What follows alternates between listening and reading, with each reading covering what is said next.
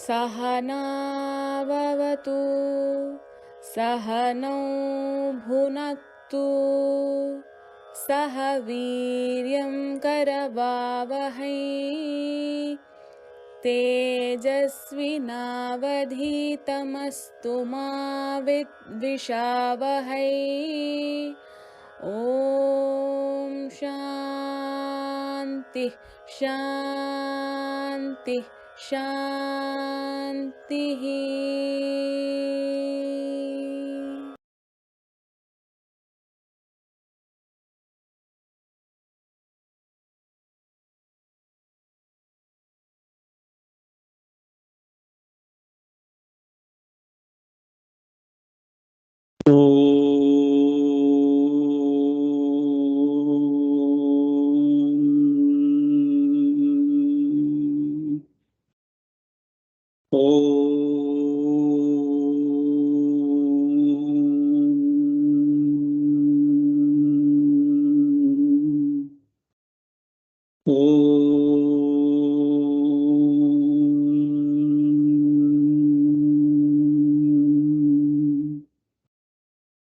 ॐ सहनाववतु सहनौ भुनक्तु सह वीर्यं करवावहै तेजस्विनावधीतमस्तु मा विद्विषावहै।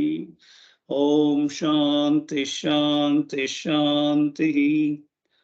सदाशिवसमारम्भां शङ्कराचार्यमध्यमाम् अस्मदाचार्यपर्यन्तां वन्दे गुरुपरम्पराम् ವಂದೇ ಗುರು ಪರಂಪರಾಂ.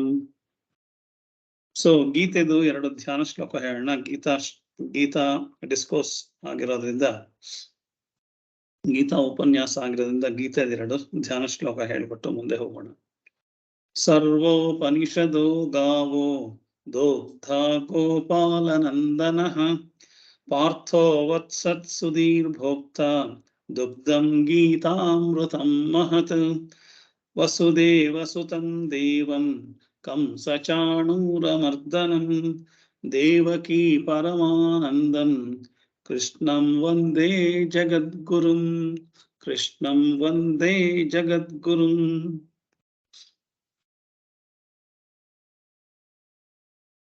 ಸನಾತನ ಧರ್ಮ ಶಂಕರಾಚಾರ್ಯರು ಮತ್ತು ನನ್ನ ಎಲ್ಲ ಗುರುಗಳಿಗೂ ನಮಸ್ಕಾರ ಮಾಡ್ತಾ, ಇವತ್ತು ಭಗವದ್ಗೀತೆಯ ಕನ್ನಡ ಉಪನ್ಯಾಸ ಮಾಲಿಕೆಯ 2ನೇ ತರಗತಿ ಇದನ್ನು ಆರಂಭ ಮಾಡ್ತಾ ಇದ್ದೀವಿ. ನಿಮ್ಗೆಲ್ಲರಿಗೂ ಸ್ವಾಗತ. ಸೊ ಕೃಷ್ಣಂ ಒಂದೇ ಜಗದ್ಗುರುಂ ಅಂತಂದ್ರೆ ಕೃಷ್ಣ ಹ್ಯಾಸ್ ಗಿವನ್, ಕೃಷ್ಣ ನಮ್ಗೆ ಭಗವದ್ಗೀತೆನ ಕೊಟ್ಟಿದ್ದಾನೆ ಅಂತಂದ್ರೆ ಭಗವದ್ಗೀತೆ ಉಪನಿಷತ್ತುಗಳ ಸಾರ. ಹಾಗಾಗಿ ಅದನ್ನು ಕೊಟ್ಟಿರೋದ್ರಿಂದ ಕೃಷ್ಣ ಜಗದ್ಗುರು, ಜಗತ್ತಿಗೆ ಗುರು ಅಂತ ಹೇಳೋ ಲೆವೆಲ್ಗೆ ಭಗವದ್ಗೀತೆ ಕೊಟ್ಟು ಭಗವದ್ಗೀತೆ ಮನೆ ಮನೆಗಳೆಲ್ಲ ಇರೋ ತರ ಮಾಡಿರೋದ್ರಿಂದ ಕೃಷ್ಣಂ ಒಂದೇ ಜಗದ್ಗುರು ಅಂತ ಒಂದು ಶ್ಲೋಕ.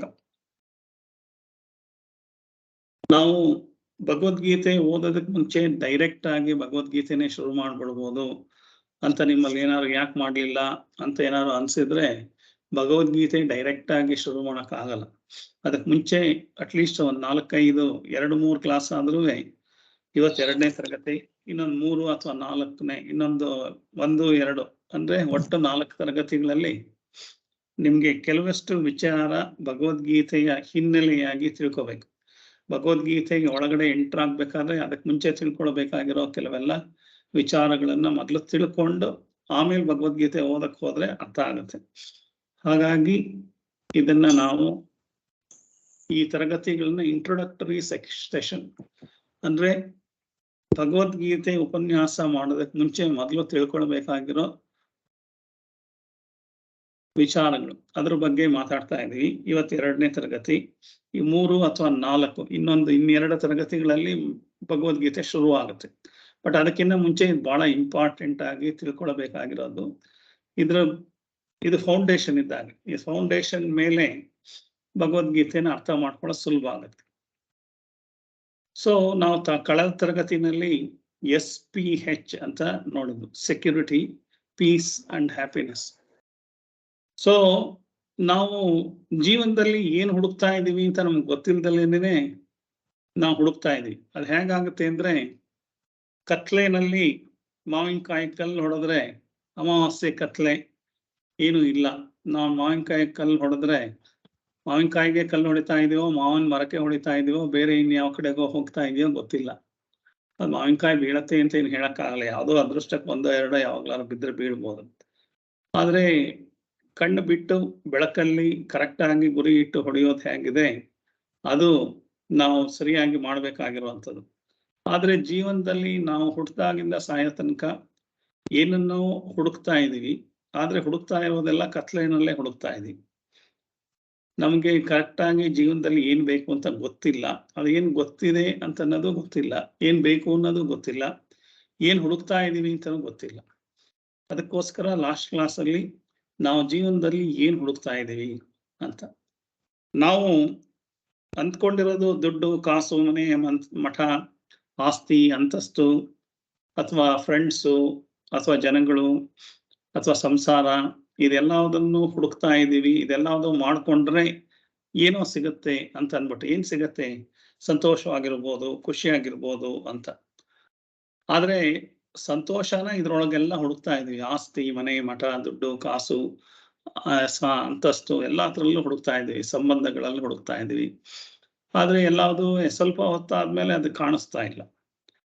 ಸೊ ಮನೆ ಕಟ್ಕೊಂಡ ಮೇಲೆ, ಮನೆ ಕಟ್ಕೊಂಡು 1 ವರ್ಷ ಆದ್ಮೇಲೆ ಯಾಕೋ ಮನೆಯಲ್ಲಿ ಅಷ್ಟು ಮೊದ್ಲು ಮನೆ ಕಟ್ಕೋಬೇಕು ಅಂತ ಇದ್ದಿದ್ದು ಉತ್ಕಟ ಅಪೇಕ್ಷೆ ಕಡಿಮೆಯಾಗಿ ಮನೆಯದು ರಿಪೇರಿಗಳು, ಮನೆಯದು ಅದ್ ಸರಿ ಇಲ್ಲ, ಇದು ಸರಿ ಇಲ್ಲ, ನಾವು ಸರಿಯಾಗಿ ಪ್ಲಾನ್ ಮಾಡ್ಲಿಲ್ಲ, ಕಾಂಟ್ರಾಕ್ಟರ್ ಮೋಸ ಮಾಡ್ದ, ಅದು ಇದು ಅಂತ ಅಂದ್ಬಿಟ್ಟು ಹಾಗೆ ಯೋಚನೆಗಳು. ಆಮೇಲೆ EMI ಪ್ರೆಷರು, ಲೋನ್ ಪ್ರೆಷರು, ಬೇರೆಗಳು ಎಲ್ಲ ಅದು ಶುರುವಾಗಿ ಮನೆ ಕಟ್ಕೊಂಡ್ರೆ ಸಂತೋಷ ಅಂತಂದ್ರೆ ಸಿಗ್ತಾ ಇಲ್ಲ.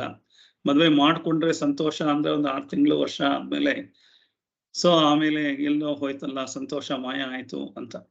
ಹಾಗಾಗಿ ನಾವೆಲ್ಲ ಒಂದ್ ಸಂತೋಷ ಹುಡುಕೊಂಡು ಹೋಗಿ ಅದು ಸಿಗ್ದಲೇ ಇದ್ರೆ ಇನ್ನೊಂದು ಸಂತೋಷ ಹುಡುಕೊಂಡು ಹೋಗ್ತಾ ಇದೀವಿ. ಇದನ್ನ ಹೇಗಾಗಿದೆ ಅಂದ್ರೆ, ಇದನ್ನ ನಮ್ಮ ವೇದಾಂತದ ಪ್ರಕಾರ ಕತ್ಲೆನಲ್ಲಿ ಮಾವಿನ ಮರಕ್ಕೆ ಕಲ್ಲು ಹೊಡಿತಾ ಇದೀವಿ ಅಂತ. ಸೊ ನಮ್ಗೆ ಎಲ್ಲಿ ಗುರಿ ಇಡಬೇಕು ಅಂತಾನೂ ಗೊತ್ತಿಲ್ಲ, ಏನು ಹೊಡಿಬೇಕು ಅಂತಾನೂ ಗೊತ್ತಿಲ್ಲ, ಸಂತೋಷ ಹುಡ್ಕೊಂಡು ಹೋಗ್ತಾ ಇರೋದು. ಹಾಗಾಗಿ ವೇದಾಂತ ಏನ್ ಹೇಳುತ್ತೆ, ಇದೆಲ್ಲದು ಹೆಸರುಗಳಷ್ಟೇನೆ. ಆಸ್ತಿ, ಅಂತಸ್ತು, ಜನ, ಏನೇನಿದೆ ಇದೆಲ್ಲದುವೆ ಹೆಸರುಗಳಷ್ಟೇ ಹೊರತು ಈ ಹೆಸರುಗಳ ಹಿಂದೆ ಒಂದು ಊಟ ಮಾಡೋದಾಗ್ಲಿ, ಯಾವ್ದಾದ್ರೂ ಮಾಡೋದಾಗ್ಲಿ, ನಮಗೆ ಸಂತೋಷ ಸಿಗತ್ತೆ, ಆನಂದ ಸಿಗತ್ತೆ, ಭದ್ರತೆ ಸಿಗತ್ತೆ. ಅಂದ್ರೆ ಜನಗಳ ಜೊತೆ ಇರೋದ್ರಿಂದ ನಮ್ಗೊಂದು ಭದ್ರತಾ ಮನಸ್ಥಿತಿ ಸಿಗತ್ತೆ. ಈ ತರದ್ದೆಲ್ಲದೂ ಇರೋದ್ರಿಂದ ವೇದಾಂತ ಏನ್ ಹೇಳಿದೆ, ಇವೆಲ್ಲದೂ 108 ಹುಡುಕ್ತಾ ಇದ್ರುವೆ ಆ ದೇಶದಲ್ಲಿ ಸಿಗತ್ತೆ, ಈ ಕೆಲಸದಲ್ಲಿ ಸಿಗತ್ತೆ, ಆ ಹೆಂಡತಿಲ್ ಸಿಗತ್ತೆ, ಈ ಗಂಡನಲ್ಲಿ ಸಿಗತ್ತೆ, ಆ ತರ ಆ ಇದ್ರೊಳಗೆ ಸಿಗತ್ತೆ, ಆ ಕಾರಲ್ಲಿ ಸಿಗತ್ತೆ, ಈ ಬಂಗ್ಲಲ್ಲಿ ಸಿಗತ್ತೆ, ಈ ರೇಷ್ಮೆ ಸೀರೆ, ಆ ಒಡವೆ, ಅದು ಯಾತ್ರೊಳಗೂ ಸಿಗೋದಿಲ್ಲ. ಆದ್ರೆ ಸಿಗತ್ತೆ ಅಂತ ಅನ್ಕೊಂಡು ಅದ್ರ ಹಿಂದೆ ಹೋಗ್ತಾ ಇದ್ವಿ. ನಾವು ಪ್ರತಿಯೊಂದು ವಸ್ತುನು ಹುಡುಕೊಂಡು ಹೋಗ್ತಾ ಇರೋದೇನೆ ವಸ್ತುಗಳ ಹಿಂದೆ. ವಸ್ತುಗಳನ್ನ ಹುಡುಕ್ತಾ ಇಲ್ಲ ನಾವು. ವಸ್ತುಗಳು ಮೇಲ್ಮೇಲೆ ಕಾಣಿಸ್ತಾ ಇದೆ ಅಷ್ಟೇ ಹೊರತು ವಸ್ತು ಯಾಕೆ ಬೇಕು ಅನ್ಸ್ತಾ ಇದೆ ಅಂದ್ರೆ, ಆ ವಸ್ತು ನಾನು ಪಡ್ಕೊಂಡಾಗ ನನಗೆ ಸಂತೋಷ ಸಿಗತ್ತೆ ಅಂತ, ಇಲ್ಲ ಭದ್ರತೆ ಸಿಗತ್ತೆ ಅಂತ, ಇಲ್ಲ ನೆಮ್ಮದಿ ಸಿಗತ್ತೆ ಅಂತ. ಹಾಗಾಗಿ SPH ಅಂದ್ರೆ ಸೆಕ್ಯೂರಿಟಿ, ಪೀಸ್ ಅಂಡ್ ಹ್ಯಾಪಿನೆಸ್ ನ ಹುಡ್ಕೊಂಡೇ ಹೋಗ್ತಾ ಇದೀವಿ. ಅದು ಗೊತ್ತಿಲ್ಲ ನಮ್ಗೆ. ವೇದಾಂತ ಹೇಳುತ್ತೆ, ಇದು ಮೂಲಭೂತವಾಗಿ ನಾವು ಹುಡುಕ್ತಾ ಇರೋದು ಜೀವನದಲ್ಲಿ ಮೂರೇನೆ. SPH, security, peace and happiness. ಅದಕ್ಕೆ ಹೆಸರುಗಳು ಬೇರೆ ಬೇರೆ ಆಗಿದೆ. ಮಕ್ಕಳು ಅಂತೀವಿ, ಮಠ ಅಂತೀವಿ, ನೀನೇನೋ ಅಂತೀವಿ. ಆದ್ರೆ ಅದ್ರೊಳಗೆ ಯಾತ್ರೊಳಗೂ ಇಲ್ದಲೇನೆ ಕೊನೆಗೆ ಎಲ್ಲ ಒಂದು ಹ್ಯಾಪಿನೆಸ್ ಇಂದ ಇನ್ನೊಂದು ಹ್ಯಾಪಿನೆಸ್ಸಿಗೆ ಹೋಗ್ತಾ ಇದೀವಿ. ಪರ್ಮನೆಂಟ್ ಹ್ಯಾಪಿನೆಸ್ ಬೇಕಾದ್ರೆ ಏನ್ ಮಾಡಬೇಕು ಅಂತಂದ್ರೆ, ಚಿತ್ತ ನಮ್ಮ ಮನಸ್ಸಿನಲ್ಲಿ ಕಲ್ಮಶನ ತೆಗೆದು ಹಾಕ್ಬೇಕು. ಮನಸ್ಸಿನಲ್ಲಿ ಕಲ್ಮಶಗಳಿದೆ, ಅರಿಷಡ್ ವರ್ಗಗಳೇ ನಮ್ಮ ಕಲ್ಮಶ. ಆ ಅರಿಷಡ್ ವರ್ಗಗಳು ಕಾಮ, ಕ್ರೋಧ, ಲೋಭ, ಮೋಹ, ಮದ, ಮಾತ್ಸರ್ಯ. ಅದರಿಂದ ನಮಗೆ ಏನು ಕಾಣಿಸ್ತಾ ಇಲ್ಲ, ಎಲ್ಲಿಗೆ ಗುರಿ ಇಡಬೇಕು ಅಂತ ಗೊತ್ತಾಗ್ತಿಲ್ಲ. ಅದಕ್ಕೋಸ್ಕರ ಕಲ್ಮಶನ ನಿವೃತ್ತಿ ಮಾಡ್ಕೊಳ್ಳೋದಕ್ಕೋಸ್ಕರ ಚಿತ್ತ ಶುದ್ಧಿ ಮಾಡ್ಕೋಬೇಕು. ಚಿತ್ತ ಕಲ್ಮಶ ಇದೆ, ಚಿತ್ತ ಮಲಿನತ್ವ ಇದೆ, ಚಿತ್ತ ಶುದ್ಧಿ ಮಾಡ್ಕೊಳ್ಬೇಕು. ಅದಕ್ಕೋಸ್ಕರ ಕರ್ಮಯೋಗ ಅಂತ ಹೇಳಿದ್ದಾರೆ ಭಗವದ್ಗೀತೆಯಲ್ಲಿ ಮೊದಲು 6 ಅಧ್ಯಾಯದಲ್ಲಿ ಕರ್ಮಯೋಗ ಹೇಳಿದ್ದಾರೆ. ಸೊ ಚಿತ್ತ ಚಾಂಚಲ್ಯ ಅಂತ ಇದೆ. ನಮ್ಗೆ ಒಂದೇ ಕಡೆ ಫೋಕಸ್ ಮಾಡೋ ಕೆಪಾಸಿಟಿ ಇಲ್ಲ. 10 ನಿಮಿಷ, 5 ನಿಮಿಷಕ್ಕೆ ಚೇಂಜ್ ಆಗ್ತಾ ಇದೆ. ನಮ್ದು ಲೈಫ್ ಲಾಂಗ್ 100 ವರ್ಷ ಒಂದೇ ತರದ ಗೋಲ್ ಇಲ್ಲ. ಸೊ ಹಾಗಾಗಿ ಏನಾಗುತ್ತೆ, ಚಿತ್ತ ಚಾಂಚಲ್ಯ ಇದೆ.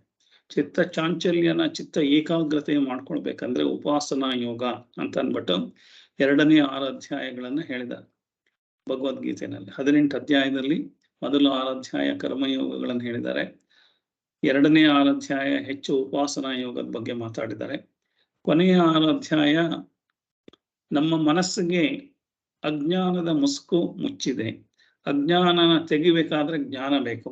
ಅಂಧಕಾರ, ಒಂದು ರೂಮಲ್ಲಿ ವರ್ಷಾನ್ಗಟ್ಲೆ ಒಂದು ಗವಿ ಅಂತ ಇಟ್ಕೊಳ್ಳೋಣ, ಒಂದು ಕಗ್ಗತ್ತಲ ಗವಿ, ಅದು ಸುಮಾರು 10,000 ವರ್ಷದಿಂದ ಅಲ್ಲಿ ಬೆಳಕೇ ಕಂಡಿಲ್ಲ. ಹಾಗಂತಂದ್ರೆ 10,000 ವರ್ಷದ ಬೆಳಕು ಕಂಡಿಲ್ದಲೇ ಇರೋ ಕತ್ತಲೆ ಗವಿನ, ಅದು ಕತ್ತಲಿನ ಹೋಗ್ಲಾಡ್ಸಕ್ ತಿರ್ಗಾ 10,000 ವರ್ಷ ಏನಾದ್ರು ಬೇಕಾಗುತ್ತಾ? ಬೇಕಿಲ್ಲ. ಒಂದು ಸಣ್ಣದ ಮೇಣದ ದೀಪ ಅಥವಾ ಒಂದು ಟಾರ್ಚ್ ತಗೊಂಡು ಹೋದ್ರೆ ಕತ್ತಲೆ ಎಲ್ಲ ಮಾಯ ಆಗುತ್ತೆ. ಅಂದ್ರೆ 10,000 ವರ್ಷದಿಂದ ಇದ್ದಿದ್ದು ಮಾಯ ಆಗುತ್ತೆ ಅಂತಂದ್ರೆ ಆ ಜ್ಞಾನ ಅನ್ನೋದು ಬಂದ್ರೆ, ನಮ್ದು ಜನ್ಮ ಜನ್ಮಾಂತರದಲ್ಲಿ ಏನು ಕತ್ತಲೆ ಇದೆ ನಮ್ಮ ಮನಸ್ಸಲ್ಲಿ, ಅಜ್ಞಾನ ಇದೆ, ಅದೆಲ್ಲ ಅದು ನಾಶ ಆಗುತ್ತೆ. ಅದಕ್ಕೋಸ್ಕರ ಕೊನೆಯ 6 ಅಧ್ಯಾಯದಲ್ಲಿ ಏನ್ ಹೇಳಿದ್ದಾರೆ ಅಂದ್ರೆ ಅಜ್ಞಾನ ನಿವೃತ್ತಿಗೋಸ್ಕರ ಜ್ಞಾನ ಮಾರ್ಗನ ಪ್ರತಿಪಾದನೆ ಮಾಡಿದ್ದಾರೆ. ಸೊ ಹಾಗಾಗಿ ಕರ್ಮಯೋಗ, ಉಪಾಸನಾ ಯೋಗ ಮತ್ತೆ ಜ್ಞಾನ ಯೋಗ ಅಂತ ಅದನ್ನ ಹೇಳಿದ್ದಾರೆ. ಸೊ ಅದಕ್ಕೋಸ್ಕರ ಅದನ್ನ ತಿಳ್ಕೊಳ್ಬೇಕು ಅಂತ ಅಂದ್ಬಿಟ್ಟು. ಸೊ ಅಜ್ಞಾನ ನಿವೃತ್ತಿ ಮಾಡ್ಕೋಬೇಕು. ಅಜ್ಞಾನ ನಿವೃತ್ತಿಯಿಂದ ಜ್ಞಾನ ಪ್ರಾಪ್ತಿ ಮಾಡ್ಕೊಂಡ್ರೆ ಅಜ್ಞಾನ ನಿವೃತ್ತಿ ಆಗುತ್ತೆ. ಇದು 3 ಮಾಡ್ಕೊಳ್ಳೋದ್ರಿಂದ SPH ಅಂದ್ರೆ ಪರ್ಮನೆಂಟ್ ಆಗಿ ನಮಗೆ ಸೆಕ್ಯೂರಿಟಿ, ಪೀಸ್ ಅಂಡ್ ಹ್ಯಾಪಿನೆಸ್. ಅಂದ್ರೆ ಸೆಕ್ಯೂರಿಟಿ ಅಂದ್ರೆ ಭದ್ರತೆ, ಮತ್ತೆ ಶಾಂತಿ ಮತ್ತು ನೆಮ್ಮದಿ ಪರ್ಮನೆಂಟ್ ಆಗಿ, ಇವತ್ತು ಕಳೆದು ಹೋಗುವಂಥದ್ದಲ್ಲ, ನಾಳೆ ಕಳೆದು ಹೋಗುವಂಥದ್ದಲ್ಲ, ಆ ತರ ಸಿಗುತ್ತೆ. ಅದನ್ನೇ ಹುಡುಕ್ತಾ ಇರೋದು ನಾವು. ಅದನ್ನ ಹುಡುಕ್ತಾ ಇರೋದು ಬೇರೆ ಬೇರೆ ಪದಾರ್ಥಗಳಲ್ಲಿ ಹುಡುಕ್ತಾ ಇದ್ದೀವಿ, ಜನಗಳಲ್ಲಿ ಹುಡುಕ್ತಾ ಇದ್ದೀವಿ, ವಸ್ತುಗಳಲ್ಲಿ ಹುಡುಕ್ತಾ ಇದ್ದೀವಿ. ಆದ್ರೆ ಅದ್ರೊಳಗಿಲ್ಲ ಅನ್ನೋದು ಗೊತ್ತಾಗೋ ಹೊತ್ತಿಗೆ ನಮ್ಗೆ ವಯಸ್ಸಾಗ್ಬಿಟ್ಟಿರುತ್ತೆ. ಹಾಗಾಗಿ ವೇದಾಂತದಲ್ಲಿ ಕೃಷ್ಣ ಭಗವದ್ಗೀತೆ ಹೇಳೋದ್ರಿಂದ ಅದನ್ನ ತಿಳ್ಕೊಳ್ಳೋದಕ್ಕೋಸ್ಕರ SPH ಅನ್ನೋದನ್ನ ನಾವು ಫಸ್ಟ್ ಲೆಸನ್ ಮಾಡಿದ್ವು. ಇವತ್ತು ಪುರುಷಾರ್ಥ ಅಂದ್ರೆ ಏನು ಅಂತ ಅಂದ್ಬಿಟ್ಟು, ಪುರುಷಾರ್ಥ ಅನ್ನೋದು ಸಾಮಾನ್ಯಕ್ಕೆ ನೀವೇನಾದ್ರು ಪೂಜೆ ಮಾಡಿಸಿದ್ರೆ ಕೊನೆಗೆ ಎಲ್ಲರೂ ಜೋಯಿಸರು ಎಲ್ಲ ಆದ್ಮೇಲೆ ಆಶೀರ್ವಾದ ಮಾಡ್ತಾರೆ. ಕೊನೆಗೆ ನಿಮ್ಗೆ ಗಂಡ ಹೆಂಡತಿ ಮಕ್ಕಳು ಎಲ್ರಿಗೂ ನಮಸ್ಕಾರ ಮಾಡಿದ್ಮೇಲೆ, ದೇವರಿಗೆ ನಮಸ್ಕಾರ ಮಾಡಿ ಆವಾಗ ಆಶೀರ್ವಾದ ಮಾಡಿ ಫಲ ಕೊಡ್ತಾರೆ. ಆವಾಗ ಹೇಳ್ತಾರೆ ಚತುರ್ವಿಧ ಫಲ ಪುರುಷಾರ್ಥ ಸಿದ್ಧಿರಸ್ತು ಅಂತ. ಅಂದ್ರೆ ಚತುರ್ವಿಧ ಫಲ ಪುರುಷಾರ್ಥ ಸಿದ್ಧಿರಸ್ತು. ಸೊ ಪುರುಷಾರ್ಥ ಸಿದ್ಧಿರಸ್ತು ಅಂತ ಆಶೀರ್ವಾದ ಮಾಡ್ತಾರೆ ಅಂತಂದ್ರೆ, ಹಾಗಾದ್ರೆ ಪುರುಷಾರ್ಥ ಅಂದ್ರೆ ಏನು ಅಂತ ತಿಳ್ಕೊಳ್ಬೇಕು. ಪುರುಷಾರ್ಥ ಅನ್ನೋದ್ರಲ್ಲಿ 2 ಪದ ಇದೆ, ಪುರುಷ ಮತ್ತೆ ಅರ್ಥ ಅಂತ. ಪುರುಷ ಅಂತಂದ್ರೆ ನಾವು ಸಂಸ್ಕೃತದಲ್ಲಿ ಕನ್ನಡದಲ್ಲಿ ಹೇಳೋ ಹಾಗೆ ಬರೀ ಮೇಲ್ ಅಂತ ಏನಿಲ್ಲ, ಮೇಲ್ ಫಿಮೇಲ್ ಅಂತ ಅಲ್ಲ, ಇನ್ಕ್ಲೂಡಿಂಗ್ ಮೇಲ್ ಫಿಮೇಲ್ ನ್ಯೂಟ್ರಲ್ ಜೆಂಡರ್ ಎಲ್ಲಾದ್ರು ಸೇರಿಸಿ ಒಬ್ಬ ಮನುಷ್ಯನ ಹ್ಯೂಮನ್ ಬೀಯಿಂಗ್ ಅಂತ ಏನ್ ಹೇಳ್ತಾ ಇದೀವಿ ಅದನ್ನ ಪುರುಷ ಅಂತ ಹೇಳ್ತಾನೆ. ಇಲ್ಲಿ ಈ ಅರ್ಥ ಪುರುಷಾರ್ಥ ಅಂತ ತಿಳ್ಕೊಬೇಕಾದ್ರೆ, ಸೊ ಅರ್ಥ ಅಂತಂದ್ರೆ ನಾವು ಏನೇನು ಗೋಲ್ನ ಹುಡುಕ್ತಾ ಇದೀವಿ, ನಮ್ದು ಏನೇನು ಈ ಹುಡುಕ್ತಾ ಇದೀವಲ್ಲ, ನಾವು ದುಡ್ಡು ಬೇಕು, ಕಾಸು ಬೇಕು, ಮನೆ ಬೇಕು, ಮಠ ಬೇಕು, ಅದು ಇದು ಅಂತ ಎಲ್ಲ ಅದುವೆ ಅರ್ಥ ಅಂತಂದ್ರೆ ಆ ಥರ ಒಂದು ನಮ್ಮ ಆಸೆಗಳನ್ನ ಪೂರೈಸ್ಕೊಳ್ಳೋದಕ್ಕೆ ಏನೆಲ್ಲ ಮಾಡ್ತಾ ಇದ್ದೀವಿ ಅದನ್ನ ಅರ್ಥ ಅಂತ ಹೇಳಿದ, ಪುರುಷಾರ್ಥ ಅಂತ. ಹಾಗಾದ್ರೆ ಪುರುಷಾರ್ಥ ಅಂದ್ರೆ ಮನುಷ್ಯನ ಅರ್ಥ. ಅರ್ಥ ಅಂತಂದ್ರೆ ನಾವು ಪದಗಳಿಗೆ ಅರ್ಥ ಅಂತೀವಲ್ಲ ಆ ತರ ಅರ್ಥ ಅಲ್ಲ ಇದು. ಅರ್ಥ ಅಂದ್ರೆ ವೆಲ್ತ್ ಅಂತ. ವೆಲ್ತ್ ಅಂತಂದ್ರೆ ಏನು, ನಮ್ಮ ಈ ಸಂಪತ್ತು ಏನಿದೆ ಆ ಸಂಪತ್ತನ್ನ ವೆಲ್ತ್ ಅಂತ. ಸಂಪತ್ತು ಅಂತಂದ್ರೆ ಸಾಮಾನ್ಯಕ್ಕೆ ನಮ್ಗೆಲ್ಲ ಗೊತ್ತಿರೋದು ಧನಲಕ್ಷ್ಮಿ ಬಂದ್ಬಿಟ್ರೆ ಎಲ್ಲ ಗ್ರೇಟ್ ಅಂತ. ಹಾಗಾಗ್ಬಾರ್ದು. ನಿಮ್ಗೆ ಧನಲಕ್ಷ್ಮಿ ಒಂದೇ ಬಂದ್ರೆ ಸಾಲದು, ಅಷ್ಟಲಕ್ಷ್ಮಿಯರು ಬೇಕು, ಅವಾಗ ಮಾತ್ರ ಜೀವನ ಸಂತೃಪ್ತಿ ಆಗುತ್ತೆ. ಅಷ್ಟಲಕ್ಷ್ಮಿಯರಲ್ಲಿ ಧನಲಕ್ಷ್ಮಿ ಇದೆ, ಧಾನ್ಯ ಲಕ್ಷ್ಮಿ ಇದೆ, ಆರೋಗ್ಯ ಲಕ್ಷ್ಮಿ, ಧೈರ್ಯ ಲಕ್ಷ್ಮಿ, ಎಲ್ಲಾ ಲಕ್ಷ್ಮಿಯರು ಇದ್ದಾಗ ಮಾತ್ರ ನಿಮಗೆ ಬರುವಂಥದ್ದು ಸಂತೋಷ, ನೆಮ್ಮದಿ ಎಲ್ಲ ಅದೇ. ಯಾವುದೋ ಬರೀ ದುಡ್ಡಿದ್ರೆ ಸಾಕಾಗ್ಲಿಲ್ಲ, ನಾವೆಲ್ಲ ದುಡ್ಡಿನ ಹಿಂದೆ ಓಡೋಗ್ತಾ ಇದೀವಿ. ಅದಲ್ಲ ಅಂತ ಹೇಳೋದಕ್ಕೋಸ್ಕರ ಧರ್ಮಾರ್ಥ ಕಾಮ ಮೋಕ್ಷ ಅಂತನ್ಬಿಟ್ಟು ಚತುರ್ವಿಧ ಫಲಪುರುಷ ಅಂತಂದ್ರೆ ಚತುರ್ವಿಧ ಪುರುಷಾರ್ಥ. ಅದರೊಳಗೆ ಧರ್ಮ, ಅರ್ಥ, ಕಾಮ, ಮೋಕ್ಷ ಅಂತ. ಅದನ್ನ ಸರಿಯಾಗಿ ಹೇಳ್ಬೇಕಾದ್ರೆ ಅರ್ಥ, ಕಾಮ, ಧರ್ಮ, ಮೋಕ್ಷ ಅಂತ ಇರ್ಬೇಕು. ಆದ್ರೆ ಅದು ಗ್ರಾಮರ್ ಅಲ್ಲಿ ಸ್ವಲ್ಪ ಹೇಳೋದಕ್ಕೆ ಅನುಕೂಲವಾಗ್ಲಿ ಅಂತ ಧರ್ಮ ಫಸ್ಟ್ ತಗೊಂಬಂದು ಧರ್ಮಾರ್ಥ ಕಾಮ ಮೋಕ್ಷ ಅಂತ ಹೇಳೋದಕ್ಕೆ ಇದಾಗತ್ತೆ. ಇದರ ಅರ್ಥ, ಕಾಮ, ಧರ್ಮ, ಮೋಕ್ಷ ಅಂತ ಹೇಳಬೇಕಾದ್ರೆ ಕಷ್ಟ ಆಗತ್ತೆ. ಅದಕ್ಕೋಸ್ಕರ ಗ್ರಾಮರ್ ಪ್ರಕಾರ ಧರ್ಮ ಮುಂಚೆ ಬಂದಿದೆ. ಆದ್ರೂ ಧರ್ಮನೂ ಮುಂಚೆನೂ ಇರ್ಬೇಕು ಅಂತ ಅನ್ನೋದನ್ನು ಆಮೇಲೆ ನಾವು ನೋಡ್ತಾ ಹೋಗೋಣ. ಧರ್ಮಾರ್ಥ ಕಾಮ ಮೋಕ್ಷ ಅಂತಂದ್ರೆ ಏನ್ ಹೇಳುತ್ತೆ ಅಂದ್ರೆ ಅರ್ಥಯತೆ ಸರ್ವೈಹಿ ಪ್ರಾರ್ಥಯತೆ ಇತಿ ಅರ್ಥ ಅಂತ ಹೇಳ್ತೇನೆ. ಅಂದ್ರೆ ನಾವು ಪ್ರತಿಯೊಬ್ಬ ಮನುಷ್ಯನು ಏನು ಹುಡುಕ್ತಾ ಇದ್ದಾನೆ ಜೀವನದಲ್ಲಿ ಅದನ್ನ ಅರ್ಥ ಅಂತ ಕರಿತಾ ಇದ್ದಾನೆ. ಏನು ಹುಡುಕ್ತಾ ಇದ್ದಾನೆ ಗೊತ್ತಿದೆಯೋ ಗೊತ್ತಿಲ್ವೋ, ಯಾವ ಗೋಲ್ ಹುಡುಕ್ತಾ ಇದ್ದಾನೆ ಅಂತನೂ ಗೊತ್ತಿದೆಯೋ ಗೊತ್ತಿಲ್ವೋ, ಹುಡುಕ್ತಾ ಇದ್ದಾನೆ. ಆ ಹುಡುಕ್ತಾ ಇರೋದನ್ನ ಅದನ್ನ ಅರ್ಥ ಅಂತಂದ್ರೆ ಪ್ರತಿಯೊಬ್ಬ ಮನುಷ್ಯನೂ, ಒಂದ್ ಗಂಡಿರ್ಬೋದು, ಹೆಣ್ಣಿರ್ಬೋದು, ಒಂದು ನಪುಂಸಕರು ಇರ್ಬೋದು, ಯಾರು ಬೇಕಾದ್ರೂ ಇರ್ಬೋದು, ಹುಡುಕ್ತಾ ಇದ್ದಾರೆ. ಆ ಹುಡುಕ್ತಾ ಇರೋದು ಪ್ರತಿಯೊಬ್ಬ ಮನುಷ್ಯನು ಹುಡುಕ್ತಿದ್ದ ಪುರುಷ ಅರ್ಥ. ಸೊ ಆ ಹುಡುಕ್ತಾ ಇರೋದನ್ನ ಅರ್ಥ ಅಂತ ಹೇಳಿದ್ದಾರೆ. ಸೊ ಹಾಗಾಗಿ ಏನಾಗುತ್ತೆ, ಪುರುಷಾರ್ಥ ಅಂತಂದ್ರೆ ಸುಮ್ನೆ ಸಿಗತ್ತ ನಮ್ಗೆ? ಸುಮ್ನೆ ಸಿಗಲ್ಲ. ನಾವೇನೋ ಆಸೆ ಪಟ್ರೆ ತಕ್ಷಣ ಸಿಕ್ಬಿಡತ್ತಾ? ಸಿಗಲ್ಲ. ಅದಕ್ಕೂ ಪ್ರಯತ್ನ ಮಾಡ್ಬೇಕು. ಅದಕ್ಕೆ ಪುರುಷಾರ್ಥ ಬೇಕಂತಂದ್ರೆ ಪ್ರಯತ್ನ ಮಾಡ್ಬೇಕು. ಪ್ರಯತ್ನ ಅಂತಂದ್ರೆ ನಾವು ಮಾತ್ರ, ಮನುಷ್ಯರು ಮಾತ್ರ ಇದು ಮಾಡ್ತಾ ಇದೀವಿ. ಏನು ಪ್ರಯತ್ನ ಮಾಡ್ತಾ ಇದೀವಿ. ಪ್ರಾಣಿಗಳು ಅಷ್ಟೊಂದೇನು ಪ್ರಯತ್ನ ಮಾಡ್ತಾ ಇಲ್ಲ. ಪ್ರಾಣಿಗಳಿಗೆ ಬರೀ ಊಟ, ತಿಂಡಿ, ನಿದ್ದೆ ಆಗ್ಬಿಟ್ರೆ ಸಾಕು. ಅವು ಪ್ರಾಣಿಗಳಿಗೆ ಮೂಲಭೂತವಾಗಿ 4 ಇನ್ಸ್ಟಿಂಕ್ಟ್ ಅಂತ ಹೇಳ್ತಾರೆ. ಅದನ್ನ ಏನ್ ಹೇಳ್ತಾರೆ ಅಂದ್ರೆ ಆಹಾರ, ನಿದ್ರಾ, ಮೈಥುನ. ಆಹಾರ, ಭಯ, ಮೈಥುನ ಅಂತ 4 ಮಾತ್ರ ಪ್ರಾಣಿಗಳಿಗೆ ಬೇಕಾಗುತ್ತೆ. ಒಂದು ಆಹಾರ ಬೇಕಾಗುತ್ತೆ, ಇನ್ನೊಂದು ನಿದ್ದೆ ಬೇಕಾಗುತ್ತೆ. ಮೈಥುನ ಅಂದ್ರೆ ಗಂಡು ಹೆಣ್ಣು ಸೇರ್ಕೊಂಡು ಅದ್ರ ಸಂತತಿನ ಮುಂದುವರಿಯೋದಕ್ಕೋಸ್ಕರ ಬೇಕು ಅದಕ್ಕೆ. ಇಲ್ಲ ಅಂದ್ರೆ ನಮ್ಮಲ್ಲಿ ಮನುಷ್ಯರ ತರ 24 ಗಂಟೆನೂ 365 ದಿವಸನೂ ಗಂಡು ಹೆಣ್ಣು ಬೇಕು ಅಂತ ಆ ತರ ಪ್ರಾಣಿಗಳಲ್ಲಿ ಎಲ್ಲೂ ಇಲ್ಲ. ಅದು ಸಂತತಿ ಅಭಿವೃದ್ಧಿ ಮಾಡಿಸ್ಕೊಳ್ಳುವಾಗ ವರ್ಷದ ಯಾವುದೋ ಒಂದು ತಿಂಗಳಲ್ಲೋ 2 ತಿಂಗಳಲ್ಲೋ ಅದಕ್ಕೆ ಆ ತರದ ಒಂದು ಮನಸ್ಥಿತಿ ಬರುತ್ತೆ. ಹಾಗಾಗಿ ಆಹಾರ, ನಿದ್ದೆ ಎಲ್ಲಾ ಪ್ರಾಣಿಗಳಿಗೂ ಬೇಕು. ಆಹಾರ ಬೇಕು. ಮೈಥುನ ಅಂತಂದ್ರೆ ವಂಶಾಭಿವೃದ್ಧಿ ಮಾಡ್ಕೊಳ್ಳೋದಕ್ಕೋಸ್ಕರ ಬೇಕಾಗಿರೋವಂಥದ್ದು. ನಮ್ಮಲ್ಲಿ ಆಸೆಗಳನ್ನು ಪೂರೈಸ್ಕೊಳ್ಳೋದಕ್ಕೋಸ್ಕರ ನಮ್ದು ಮೈಥುನ ಅಂದ್ರೆ ಈ ಸೆಕ್ಷುವಲ್ ಅಫೇರ್ಸ್ ಅಂತ 24/7 365 ದಿವಸನೂ ಯೋಚನೆ ಮಾಡ್ತಿರ್ತೀವಿ. ಆದ್ರೆ ಮನುಷ್ಯ ಮಾತ್ರ ಈ ತರ ಯೋಚನೆ ಮಾಡ್ತಾನೆ, ಬೇರೆ ಪ್ರಾಣಿಗಳು ಯಾವ್ದು ಯೋಚನೆ ಮಾಡಲ್ಲ. ಹಾಗಾಗಿ ಬೇಸಿಕ್ ಹ್ಯೂಮನ್ ಇದು ಅನಿಮಲ್ ಇನ್ಸ್ಟಿಂಕ್ಟ್ ಅಂದ್ರೆ ಈ 4 ಇರುತ್ತೆ.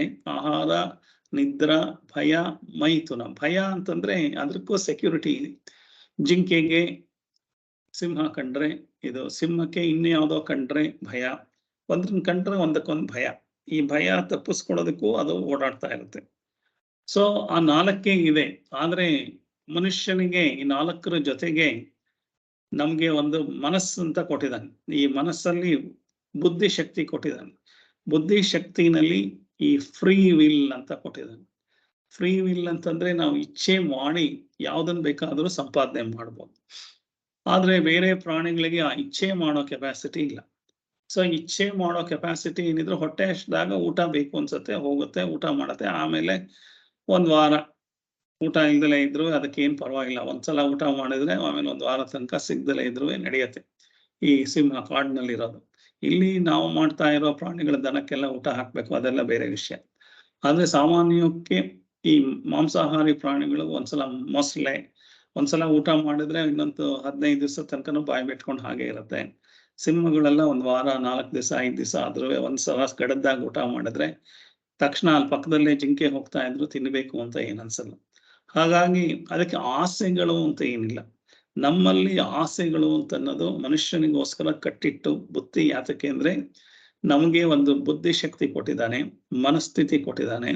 ಅದನ್ನ ನಾವು ಫ್ರೀ ವಿಲ್ ಅಥವಾ ಚಾಯ್ಸ್, ನಾವು ಇಚ್ಛೆ ಮಾಡಿ ನಾವು ಸೆಲೆಕ್ಟ್ ಮಾಡಿ ಆ ಚಾಯ್ಸ್ನ ಎಫರ್ಟ್ ಮಾಡಿ ಅದನ್ನ ಮಾಡ್ಬೋದು.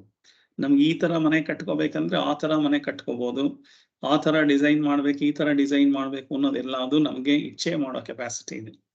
ಆದ್ರೆ ಒಂದು ಜೇನ್ನೊಣನ ನಾವು ತಗೊಂಡ್ರೆ ಸುಮಾರು 1,00,000 ವರ್ಷಗಳ ಹಿಂದೆ ಜೇನ್ನೊಣ ಯಾವ ತರ ಮನೆ ಕಟ್ತಾ ಇತ್ತು, ಇವತ್ತು ಅದೇ ತರ ಮನೆ ಕಟ್ತಾ ಇದೆ.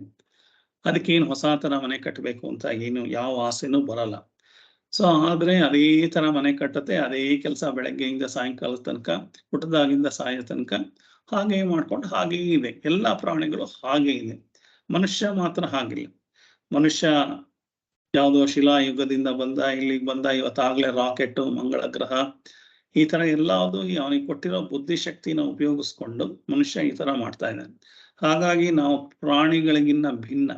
ಈ ಪ್ರಾಣಿಗಳಿಗಿನ್ನ ಭಿನ್ನ ಆಗಿ ನಾವೇನ್ ಮಾಡ್ತಾ ಇದೀವಿ ಅಂತಂದ್ರೆ, ಈ ಪ್ರಯತ್ನನ ಮಾಡಿ ಏನ್ ಬೇಕಾದ್ರೂ ಸಂಪಾದನೆ ಮಾಡ್ಬೋದು ಅನ್ನೋ ಒಂದು ಲೆವೆಲ್ಗೆ ನಮ್ಮ ಮನಸ್ಥಿತಿಗಳು ಆಗಿದೆ. ಸೊ ಹಾಗಾಗಿ ನಾವು ಅದನ್ನ ಪ್ರಯತ್ನದ ಮೂಲಕ ನಾವೇನ್ ಪಡ್ಕೋತಾ ಇದೀವಿ, ಮನುಷ್ಯ ಪ್ರಯತ್ನ, ಪುರುಷ ಪ್ರಯತ್ನದಿಂದ ಅದನ್ನು ಪುರುಷಾರ್ಥ ಅಂತ ಹೇಳ್ಬೋದು. ಆದ್ರೆ ಆ ಪ್ರಾಣಿಗಳಿಗೆ ಆ ಥರದ್ದೇನು ಇಲ್ಲ, ಅಥವಾ ಇದಕ್ಕೆ ಗಿಡ ಮರಗಳಿಗೂ ಆ ಥರದ್ದೇನು ಇಲ್ಲ. ಸೊ ಹಾಗಾದ್ರೆ ಏನಿದು, ಯಾತಕ್ಕೆ ಈ ತರ ಇದೆ, ಮನುಷ್ಯನಿಗೂ ಅದೊಂದು ಏನು ಡಿಫ್ರೆನ್ಸ್ ಇದೆ ಅಂತಂದ್ರೆ,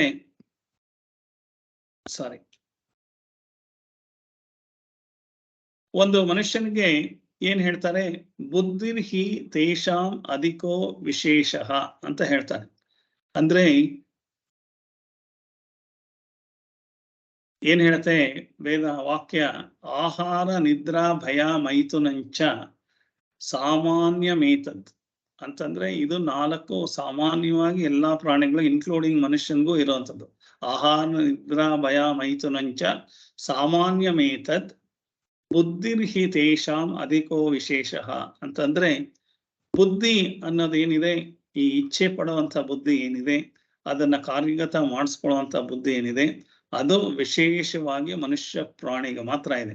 ಇಂಟೆಲೆಕ್ಟ್ ಅಂತ ಹೇಳ್ಬೋದು, ಥಿಂಕಿಂಗ್ ಫ್ಯಾಕಲ್ಟಿ, ಜಡ್ಜಿಂಗ್ ಫ್ಯಾಕಲ್ಟಿ ಅಂತ ಹೇಳ್ಬೋದು, ರೀಸನಿಂಗ್ ಅಂತ ಹೇಳ್ಬೋದು, ಪ್ರೊಜೆಕ್ಷನ್, ಫ್ಯೂಚರ್ನ ನೋಡಿ ಪ್ರೊಜೆಕ್ಟ್ ಮಾಡುವಂತ ಕೆಪಾಸಿಟಿ ಇರ್ಬೋದು. ಈ ಎಲ್ಲಾದುವೇ ಮನುಷ್ಯನಿಗೆ ಮಾತ್ರ ಬಂದಿದೆ, ಬೇರೆ ಪ್ರಾಣಿಗಳಿಗಿಲ್ಲ. ಹಾಗಾಗಿ ಆ ಬುದ್ಧಿನ ಉಪಯೋಗಿಸ್ಕೊಂಡು ನಾವು ಏನ್ ಮಾಡ್ತಾ ಇದೀವಿ, ಆ ಅರ್ಥ ಅಂತಂದ್ರೆ ಪುರುಷಾರ್ಥಗಳನ್ನ ಸಂಪಾದನೆ ಮಾಡ್ತಾ ಇದೀವಿ. ಪುರುಷಾರ್ಥ ಅಂತಂದ್ರೆ ಅದ್ರೊಳಗೆ 4 ಇದೆ ಅಂತ ಮುಂದೆ ಹೇಳೋಣ. ಸೊ ಅಕಸ್ಮಾತ್ ಬುದ್ಧಿ ಇದ್ರೂ ಎಷ್ಟೋ ಜನ ಬುದ್ಧಿ ಯೂಸ್ ಮಾಡ್ತಾರೆ ಅಂತ ಹೇಳಕ್ ಆಗತ್ತಾ? ಇಲ್ಲ.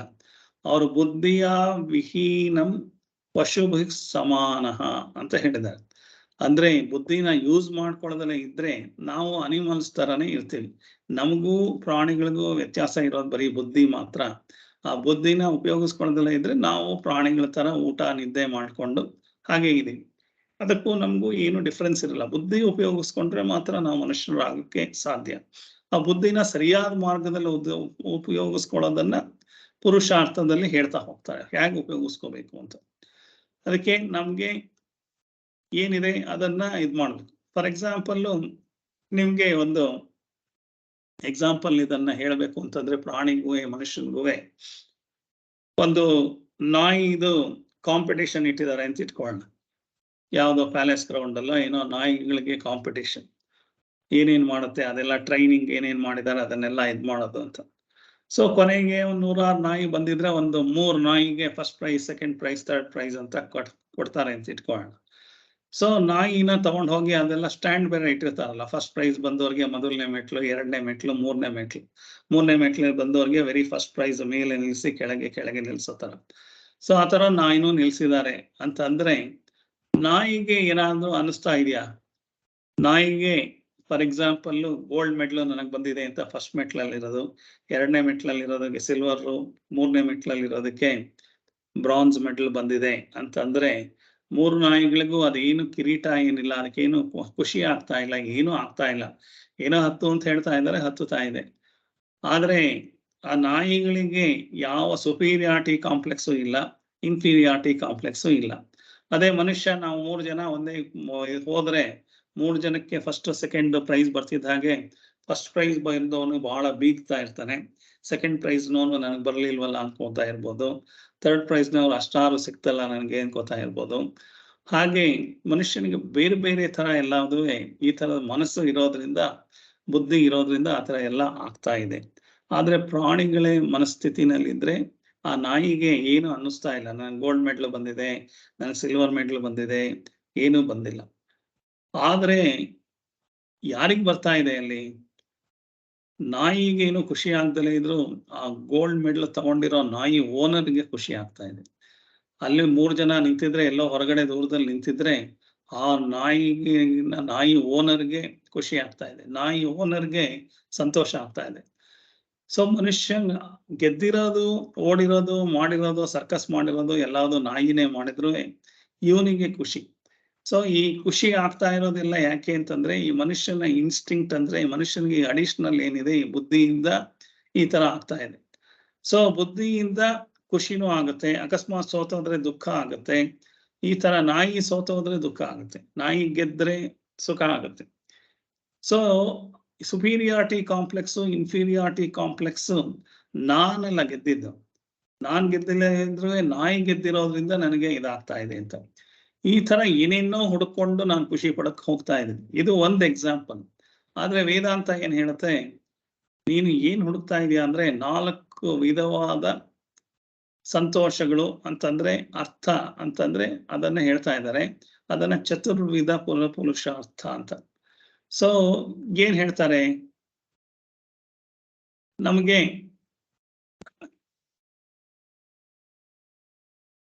ಈ ನಾನು ಒಂದು ಎಲ್ರ ಕಣ್ಣಲ್ಲಿ ನನಗೆ ನಾನು ಸಂತೋಷವಾಗಿರ್ಬೇಕು ಅಂತ ತಿಳ್ಕೊಳ್ಳೋದಾದ್ರೆ ವೇದಾಂತ ಆಗುತ್ತದು. ಸೊ ನಾನು ಯಾರ್ದೋ ಕಣ್ಣಲ್ಲಿ ಗ್ರೇಟ್ ಆಗ್ಬೇಕು, ಗ್ರೇಟ್ ಆಗ್ತಿಬೇಕು ಅಂದ್ಮೇಲೆ ನಾನು ಇವತ್ತು ಫಸ್ಟ್ ಪ್ರೈಸ್ ತಗೊಂಡಿದ್ರೆ ನಾಳೆ ನನ್ನ ಸೋಲ್ಸಕ್ಕೆ ಇನ್ನೊಬ್ಬ ಯಾರೋ ಹುಟ್ಕೊಳ್ತಾನೆ. ಸೊ ನಾನ್ ಪರ್ಮನೆಂಟ್ ಆಗಿ ಸಚಿನ್ ತೆಂಡೂಲ್ಕರ್ ಅಲ್ಲೇ ಇರೋಕ್ಕಾಗಲ್ಲ, ಅವ್ನು ರಿಟೈರ್ಮೆಂಟ್ ತಗೋಬೇಕು, ಆಮೇಲೆ ವಿರಾಟ್ ಕೊಹ್ಲಿ ಬರ್ಬೇಕು ಆ ತರ. ಸೊ ಹಾಗೆ ಪರ್ಮನೆಂಟ್ ಆಗಿ ಇರಕ್ ಸಾಧ್ಯ ಇಲ್ಲ. ಯಾವುದೇ ಒಂದು ಸ್ಥಾನಮಾನ, ಪ್ರೈಮ್ ಮಿನಿಸ್ಟರ್ ಇವತ್ತು ಆಗ್ಬೋದು, ನಾಳೆ ಕೆಳಗಿಳಿಬೇಕು, ನಾಳೆ ಎಕ್ಸ್ ಚೀಫ್ ಮಿನಿಸ್ಟರ್ ಆಗ್ಬೋದು, X general manager, X vice president, ಈ ತರನೇ ಆಗಕ್ ಸಾಧ್ಯ ಆಗದು. ಹಾಗೆಯೇ ಪರ್ಮನೆಂಟ್ ಆಗಿ ನಾನು ಎಷ್ಟೇ ಕಷ್ಟಪಟ್ಟರು ಇರಕ್ಕಾಗಲ್ಲ. ಅಕಸ್ಮಾತ್ ನನಗೆ ಶಕ್ತಿ ಇದೆ ಎಲ್ಲ ಇದೆ ಅಂತಂದ್ರು 60 ವರ್ಷ ಆಗ್ಬಿಟ್ರೆ ಮನೆಗೆ ಹೋಗು ಅಂತಾರೆ. ಸೊ ನಮ್ ಕೈನಲ್ಲಿ ಶಕ್ತಿ ಇದ್ರು ನಮ್ಮನ್ನ ಕೂರಿಸ್ಕೊಂಡಿರಕ್ ಸಾಧ್ಯ ಇಲ್ಲ. ಹಾಗಾಗಿ ನಾವು ಏನೇನಕ್ಕೋ ಆಸೆ ಪಟ್ಟು ಬೇಗ ಬೇಗ ಕಷ್ಟಪಟ್ಟು ಏನೋ ಮಾಡಕ್ ಹೋಗ್ತಾ ಇದೀವಿ.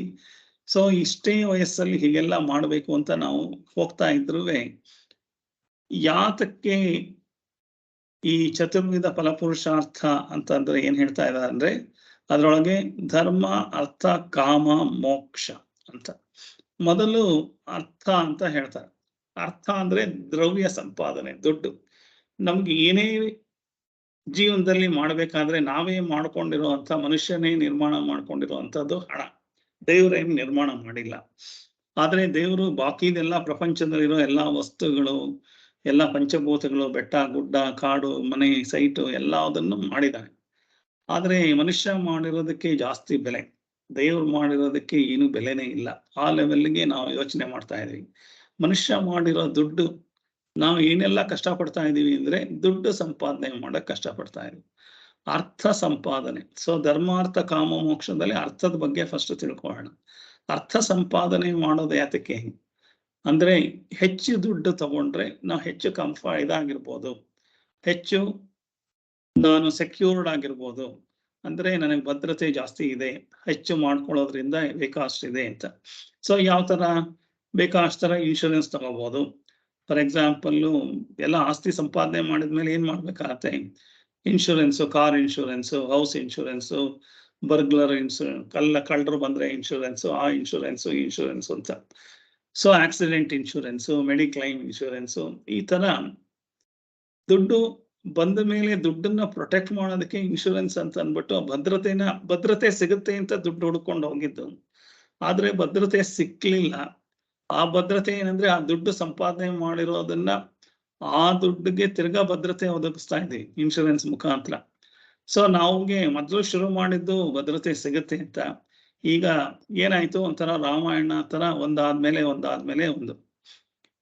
ಹೇಗಾಯ್ತು ಅಂತಂದ್ರೆ ಒಂಥರ ರಾಮಾಯಣ ಅಂತ ಅನ್ನೋದು ಹೇಗೆ ಅಂದ್ರೆ ಸನ್ಯಾಸಿ ಕತೆ ಹೇಳ್ತಾರೆ, ಲಂಗೋಟಿ ಕತೆ ಅಂತ. ಸೊ ಒಂಥರ ಏನಾಯ್ತು, ಬಟ್ಟೆ ಬೇಕು ಅಂತ ಮರ್ಯಾದೆ ಮುಚ್ಕೊಳೋದಕ್ಕೆ ಅಂತ ಬಟ್ಟೆ ಅಂತ ಮಾಡ್ತೀವಿ ಅಂತ ಇಟ್ಕೊಂಡ್ರೆ, ಆಮೇಲೆ ಬಟ್ಟೆಗಳಲ್ಲಿ ವೆರೈಟಿ ಆದ್ಮೇಲೆ ಬಟ್ಟೆನ ಹೇಗೆ ನಾನು ಇದ್ ಮಾಡ್ಬೇಕು, ವಾಷಿಂಗ್ ಮಿಷಿನ್ ಬೇಕು. ಸೊ ವಾಷಿಂಗ್ ಮಿಷಿನ್ ತಗೊಂಡ್ರೆ ಅದು ನಾನು ಎಲ್ಲ ಬಟ್ಟೆ ನಾನು ಒಗೆಯಕ್ಕಾಗಲ್ಲ ವಾಷಿಂಗ್ ಮಿಷಿನ್. ಹೀಗೆ ನನ್ನ ಅರ್ಥ ಸಂಪಾದನೆ ಹೇಗೆ ಆಗ್ತಾ ಇದೆ ಅನ್ನಕ್ಕೆ ಸ್ಮಾಲ್ ಎಕ್ಸಾಂಪಲ್ ತಿಳ್ಕೊಂಡ್ರೆ ಮನಸ್ಸಿನಲ್ಲಿ ತುಂಬಾ ದಿವಸ ಉಳ್ಕೊಳತ್ತದು. ಸೊ ವಾಷಿಂಗ್ ಮಿಷಿನ್ ಯಾವ್ದು ಬೇಕು ಅದನ್ನೆಲ್ಲ ಹುಡುಕೋದು, ಅದೇ ಆಯ್ತು. ಅದಾದ್ಮೇಲೆ ಯಾವ ತರ ಹಾಕ್ಬೇಕು, ಅದಕ್ಕೆ ಸೋಪ್ ಪೌಡ್ರು, ಲಿಕ್ವಿಡ್ ಹಾಕ್ಬೇಕಾ, ಒಳ್ಳೆ ಪೌಡ್ರ, ಒಳ್ಳೆ ಕ್ವಾಲಿಟಿನ, ಒಳ್ಳೆ ಮಿಷಿನ್ನ, ಅದೆಲ್ಲ ಆದ್ಮೇಲೆ ಅದಕ್ಕೆ ಮೇಂಟೆನೆನ್ಸ್ ಕಾಂಟ್ರಾಕ್ಟ್ ತಗೋಬೇಕಾ, ಇನ್ಶೂರೆನ್ಸ್ ಮಾಡಿಸ್ಬೇಕಾ ಸ್ಪೇರ್ ಪಾರ್ಟ್ಸ್ಗೆ. ಸೊ ನಾನು ಬಟ್ಟೆಗೆ ಒಗೆಯಬೇಕು ಅಂತ ಶುರು ಮಾಡಿದ್ದು ಅದು ಎಲ್ಲಿ ತನಕ ಹೋಯ್ತು ಅಂದ್ರೆ ಈ security for the washing machine ಶುರು ಮಾಡಿದೀನಿ. ಈ ಸೋಪ್ ಪೌಡರ್ ಹಾಕಿದ್ರೆ ವಾಷಿಂಗ್ ಮಿಷಿನ್ ಕೆಟ್ಟೋಗುತ್ತೆ. ಆಮೇಲೆ ಪವರ್ ಫ್ಲಕ್ಚುಯೇಷನ್ ಆಗ್ತಾ ಇದೆ. ಪವರ್ ಫ್ಲಕ್ಚುಯೇಷನ್ ಆದ್ರೆ ಮೋಟರ್ ಬರ್ನ್ ಆಗುತ್ತೆ. ಅದಕ್ಕೋಸ್ಕರ ಏನ್ ಮಾಡ್ಬೇಕು, ಒಂದು ಸ್ಟೆಬಿಲೈಸರ್ ಹಾಕಿಸ್ಬೇಕು. ತಿರ್ಗಾ ಸ್ಟೆಬಿಲೈಸರ್ಗೆ ದುಡ್ಡು ತಗೋ, ಅದ್ರೊಳಗೆ ಯಾವ ಕಂಪ್ನಿ ಅದ್ಯಾವ್ದು ಇದು ಅಂತ. ಅದಾದ್ಮೇಲೆ ಎಲ್ಲ ರಿಪೇರಿ ಬರುತ್ತೆ, ಬೇರಿಂಗ್ ಗೀರಿಂಗ್ ಎಲ್ಲ ಹೋದ್ರೆ ಅಂತ. ಅದಕ್ಕೆ ಯಾವ್ದಾದ್ರು ಕಾಂಟ್ರಾಕ್ಟ್ ತಗೋ, ಯಾವ್ದಾದ್ರು ಏಜೆನ್ಸಿ ಜೊತೆ ಒಪ್ಪಂದ ಮಾಡ್ಕೋ. ಈ ತರ ಒಂದಕ್ಕೆ ಒಂದು ನಾವು ಬಟ್ಟೆ ಒಕ್ಕೊಳ್ಬೇಕು ಅಂತ ಹೋಗಿದ್ದು, ನಮ್ಗೆ ಅಲ್ಲಿ ಬಟ್ಟೆ ಒಕ್ಕೊಳಕ್ ಮಿಷಿನ್ ತಗೊಂಡ್ಬಿಟ್ರೆ ಖುಷಿ ಸಿಗುತ್ತೆ ಅಂತ ಹೋಗಿ ಫಸ್ಟ್ ಬಟ್ಟೆಗಳು ಜಾಸ್ತಿ ಮಾಡ್ಕೊಂಡು ಅಲ್ಲಿಗೆ ಯಾಕೆ ಖುಷಿ ಸಿಗುತ್ತೆ ಅಂತ, ಆಮೇಲೆ ಬಟ್ಟೆ ಮ್ಯಾನೇಜ್ ಮಾಡೋದಕ್ಕೆ ವಾಷಿಂಗ್ ಮಿಷಿನ್ ತಗೊಂಡು, ಈ ವಾಷಿಂಗ್ ಮಿಷಿನ್ ತಗೊಳ್ಳೋದಕ್ಕೆ ಬೇಕಾದಷ್ಟು, ಅದನ್ನ ಮ್ಯಾನೇಜ್ ಮಾಡೋದಕ್ಕೆ ಬೇಕಾದಷ್ಟು ಕೆಲಸಗಳನ್ನು ಮಾಡ್ತಾ ಇದೀವಿ.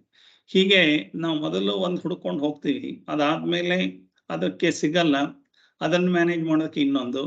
ಅದೇ ತರ ಮನೇನೂ ಅಷ್ಟೇನೆ, ಮನೆ ತಗೊಳ್ತೀವಿ, ಮನೆಗೆ ಮಾಡ್ತೀವಿ, ಅದಾದ್ಮೇಲೆ ಮನೆಗೆ ಪೇಂಟ್ ಮಾಡಿಸ್ಬೇಕು, ಅದ್ಯಾಕೋ ಕಲರ್ ಸರಿ ಹೋಗ್ಲಿಲ್ಲ, ಇಂಟೀರಿಯರ್ ಸರಿ ಹೋಗ್ಲಿಲ್ಲ, ಸೆಕ್ಯೂರಿಟಿಗೆ ಇತ್ಲ ಕಡೆ ಮುಂದ್ಗಡೆಗೆಲ್ಲ ಗ್ರಿಲ್ ಹಾಕಿಸ್ಬೇಕು, ಆಮೇಲೆ ಸೆಕ್ಯೂರಿಟಿ ಕ್ಯಾಮ್ರಾ ಹಾಕಿಸ್ಬೇಕು, ನಾಯಿ ಇಟ್ಕೋಬೇಕು, ಸೆಕ್ಯೂರಿಟಿ ಗಾರ್ಡ್ ಇಟ್ಕೋಬೇಕು. ಮನೆ ಸಿಕ್ಕಿದ್ರೆ ನನಗೆ ಸೆಕ್ಯೂರಿಟಿ ಸಿಗುತ್ತೆ ಅಂತ ಮನೆ ಶುರು ಮಾಡ್ಕೊಂಡಿದ್ದು. ಆಮೇಲೆ ಮನೇನ್ ಪ್ರೊಟೆಕ್ಟ್ ನಾನೇ ಮಾಡ್ತಾ ಇದ್ದೀನಿ. ಸುಮ್ನೆ ಬೇಡದಲ್ಲೇ ಇರೋ ಕೆಲಸಗಳನ್ನ ಬೇಕಾದಷ್ಟು ಹಚ್ಕೊಂಡು ಒದ್ದಾಡ್ತಾ ಇದ್ದೀನಿ. ಅರ್ಥ ಅಂತಂದ್ರೆ ಈ ತರ ನಾವು ದುಡ್ಡು ಸಂಪಾದನೆ ಮಾಡ್ತಾ ಇರೋದೆಲ್ಲ ಈ ತರದಕ್ಕೋಸ್ಕರನೇ ಮಾಡ್ತಾ ಇದೀವಿ. ನಾವು ಹುಡುಕ್ತಾ ಇರೋದು ಅದರೊಳಗೆ ಭದ್ರತೆ, ನೆಮ್ಮದಿ, ಶಾಂತಿ ಸಿಕ್ಲಿಲ್ಲ. ಆದ್ರೆ ಅದ್ರ ಹಿಂದೆ ಹೋಗ್ತಾ ಇದೀವಿ. ಅದು ತಪ್ಪಂತ ಏನ್ ಹೇಳಲಿಲ್ಲ. ಆದ್ರೆ ಅನಲೈಸ್ ಮಾಡಿಲ್ಲ. ಸುಮ್ನೆ ಎಲ್ರು ಹೋಗ್ತಾ ಇದ್ದಾರೆ, ನಾನು ಹೋಗ್ತಾ ಇದ್ದೀನಿ. ಎಲ್ರು ಓಡೋಗ್ತಾ ಇದ್ದಾರೆ, ಎಲ್ಲರೂ ಡಿಗ್ರಿ ಮಾಡಿದ್ರು, ಎಲ್ರು ಮಾಸ್ಟರ್ ಗ್ರಾಜುಯೇಷನ್ ಮಾಡಿದ್ರು, ಎಲ್ಲ ಕಂಪ್ಯೂಟರ್ ಇಂಜಿನಿಯರಿಂಗ್ ಮಾಡಿದ್ರು, ಎಲ್ರು BE ಮಾಡಿದ್ರು, ನಾನು ಮಾಡಿದೆ. ಇವತ್ತು BE ಮಾಡಿದವ್ರಿಗೆ ಬೇಕಾಷ್ಟು ಜನ ಕೆಲಸ ಸಿಗಲ್ಲ. ಹಾಗಾದ್ರೆ ಅಮೆರಿಕಕ್ಕೆ ಹೋಗ್ಬಿಡು, ME ಮಾಡ್ಬಿಡು, ಎಲ್ಲ MTech ಮಾಡು, ಅಥವಾ ಇನ್ಯಾವುದೋ MS ಮಾಡು. MS ಮಾಡೋದಕ್ಕೆ ಅಮೆರಿಕಕ್ಕೆ 1 ಕೋಟಿ 2 ಕೋಟಿ ಎಲ್ಲ ಮನೆಯಲ್ಲಿ ಯಾವ್ದೋ ಅಡ ಇಟ್ಟು ಅದ್ ಮಾಡಿ ತಿರ್ಗಾ ಹೋಗ್ಬೇಕು. ಸೊ ಹೀಗೆ ಹೋಗ್ತಾ ಇದೀವಿ ಅಂತಂದ್ರೆ ಯಾವುದೋ ಸಿಗದಲ್ಲೇ ಇರೋದನ್ನ ಸಿಗಿಸ್ಕೋಬೇಕು ಅಂತ ಹೋಗ್ತಾ ಇರೋದು ಅರ್ಥ ಸಂಪಾದನೆ ಅಂತ. ಸೊ ನಾವು ಪ್ರತಿಯೊಬ್ಬ ಮನುಷ್ಯನು ಈ ಅರ್ಥ ಅಂತಂದ್ರೆ, ಮನುಷ್ಯ ಹುಟ್ಟಿದ ಮೇಲೆ ಏನ್ ಮಾಡ್ತಾನೆ ಅಂದ್ರೆ ಚತುರ್ವಿಧ ಫಲ ಪುರುಷಾರ್ಥ ಇದನ್ನ ಮಾಡ್ಕೊಳ್ಳೋದಕ್ಕೋಸ್ಕರ ಒದ್ದಾಡ್ತಾ ಇದ್ದಾನೆ ಅಂತ.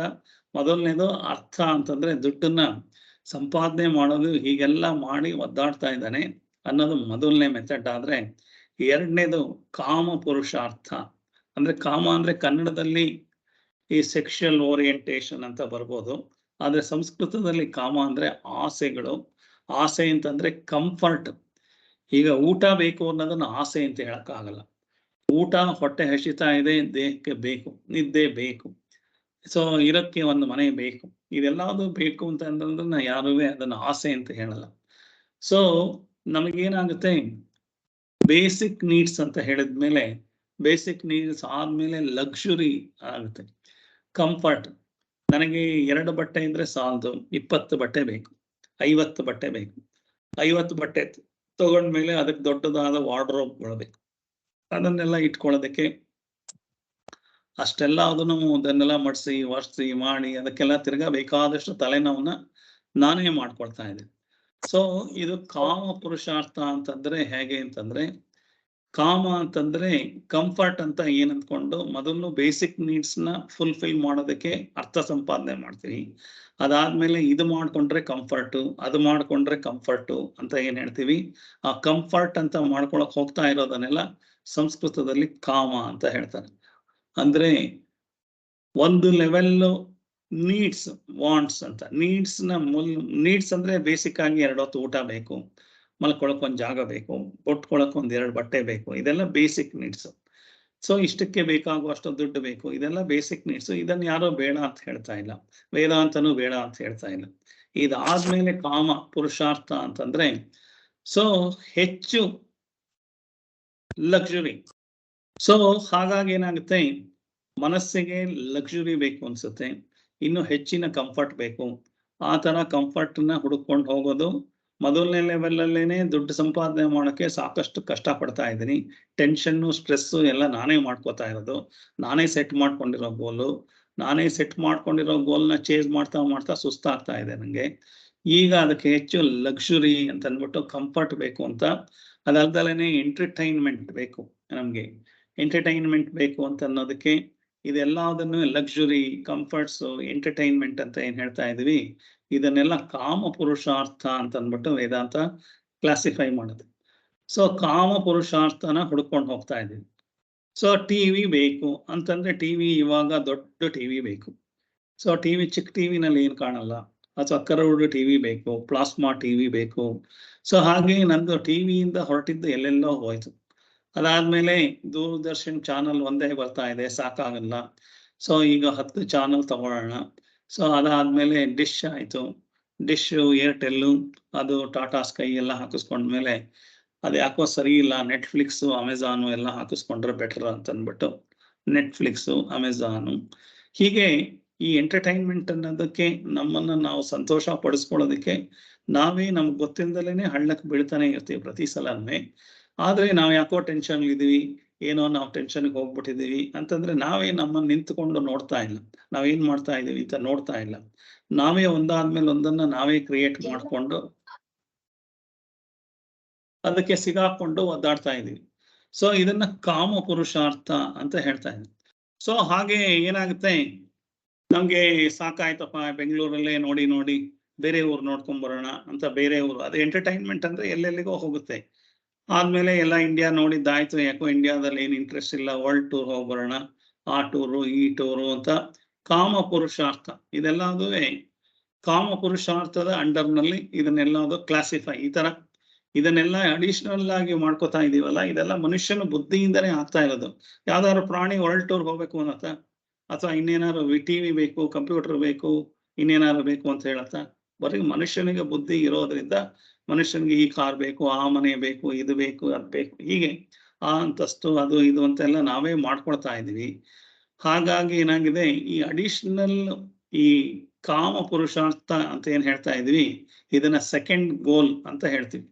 ಈ ಗೋಲ್ಗಳಲ್ಲಿ ಮೊದಲನೇದು ದುಡ್ಡು ದ್ರವ್ಯ ಸಂಪಾದನೆ ಮಾಡೋದು, ಎರಡನೇದು ಕಾಮ ಅಂದ್ರೆ ಕಂಫರ್ಟ್ಸ್, ಲಕ್ಸುರಿ, ಎಂಟರ್ಟೈನ್ಮೆಂಟ್ ಅಂತ ಏನ್ ಹೇಳ್ತೀವಿ. ಇದೆಲ್ಲದುವೆ ಅಡಿಷನಲ್ ಆಗಿ ಮನುಷ್ಯ ಮಾಡ್ಕೊಳ್ತಾ ಇರೋದು. ಅದಿಲ್ದಲೇ ಬದುಕಕ್ಕಾಗಲ್ಲ ಅಂತ ಅಂದ್ಕೊಂಡಿರೋದು, ಅದ್ ಬೇಕೇ ಬೇಕು ಅಂತ ಅದ್ರ ಹಿಂದೆ ಹೋಗ್ತಾ ಇರೋದು, ಅದೆಲ್ಲದನ್ನು ಕಾಮ ಪುರುಷಾರ್ಥ ಅಂತ. ಈಗ 100 ವರ್ಷದ ಕೆಳಗೆ ಇರೋರ್ಗೆ ಅವೆಲ್ಲ ಇರ್ಲೇ ಇಲ್ಲ. ಈಗ ಇರೋರ್ಗೆ ಕೈಗೆ ಮೊಬೈಲ್ ಹುಟ್ಟಿದಾಗೆ ಕೊಡ್ಬೇಕು, ಆಪಲ್ ಐಫೋನಿಗೆ ಕೊಡ್ಬೇಕು. ಸೊ ಅದೆಲ್ಲ ಯಾರು ನಾವೇ ಮಾಡ್ಕೊಂಡಿರೋದು. ಸೊ ನಾವೇ ಮಾಡ್ಕೊಂಡು ನಾವೇ ಕಷ್ಟಕ್ಕೆ ಸಿಗಾಕೊಂಡು ನಾವೇ ಒದ್ದಾಡ್ತಾ, ಪ್ರಪಂಚ ಸರಿ ಇಲ್ಲ, ಅವ್ರು ಸರಿ ಇಲ್ಲ, ಇವ್ರು ಸರಿ ಇಲ್ಲ, ಸೊ ನನಗೆ ಆಫೀಸ್ನಲ್ಲಿ ಸಂಬಳ ಜಾಸ್ತಿ ಕೊಡ್ತಾ ಇಲ್ಲ, ಕಡಿಮೆ ನನ್ ದುಡಿಸ್ಕೊತಾ ಇದ್ದಾರೆ, ಈ ತರದ್ದೆಲ್ಲ ಮನಸ್ಥಿತಿಗಳಿಗೆ ನಾವು ಬರ್ತಾ ಇದೀವಿ. ಸೊ ನಾವೇ ಅಳತೆಗೆ ಮೀರಿ ನಡೀತಾ ಇದೀವಿ. ಇದನ್ನ ಕಾಮ ಪುರುಷಾರ್ಥ ಅಂತ ಹೇಳ್ತಾ ಇದ್ದಾರೆ. ಸೊ ಹಾಗಾಗಿ ಡೈಲಿ ಸ್ಟ್ರಗಲ್ ಯಾತಕ್ಕಾಗ್ತಾ ಇದೆ, because of this only struggle is happening. So ಇವೆರಡುವೆ ಅರ್ಥ ಮತ್ತೆ ಕಾಮ, 2 ಪುರುಷಾರ್ಥಗಳನ್ನು ನೋಡಿದ್ವು. ಈಗ 3ನೇ ಪುರುಷಾರ್ಥ ಧರ್ಮ ಪುರುಷಾರ್ಥ ಅಂತ ಹೇಳ್ತಾರೆ. ಧರ್ಮ ಪುರುಷಾರ್ಥ ಅಂತಂದ್ರೆ ಇಲ್ಲಿ ತನಕ ನಮಗೇನಾಗುತ್ತೆ, ದುಡ್ಡು ಬೇಕು, ಅದ್ ಬೇಕು, ಇದು ಬೇಕು ಅಂತ ಆಸೆಗಳು ಬೇಕು ಅಂತ ಆಸೆಗಳು. ಧರ್ಮ ಅಂದ್ರೆ ಅರ್ಥ ಕಾಮನ ಸಂಪಾದನೆ ಮಾಡ್ತಾ ಇದೀವಿ.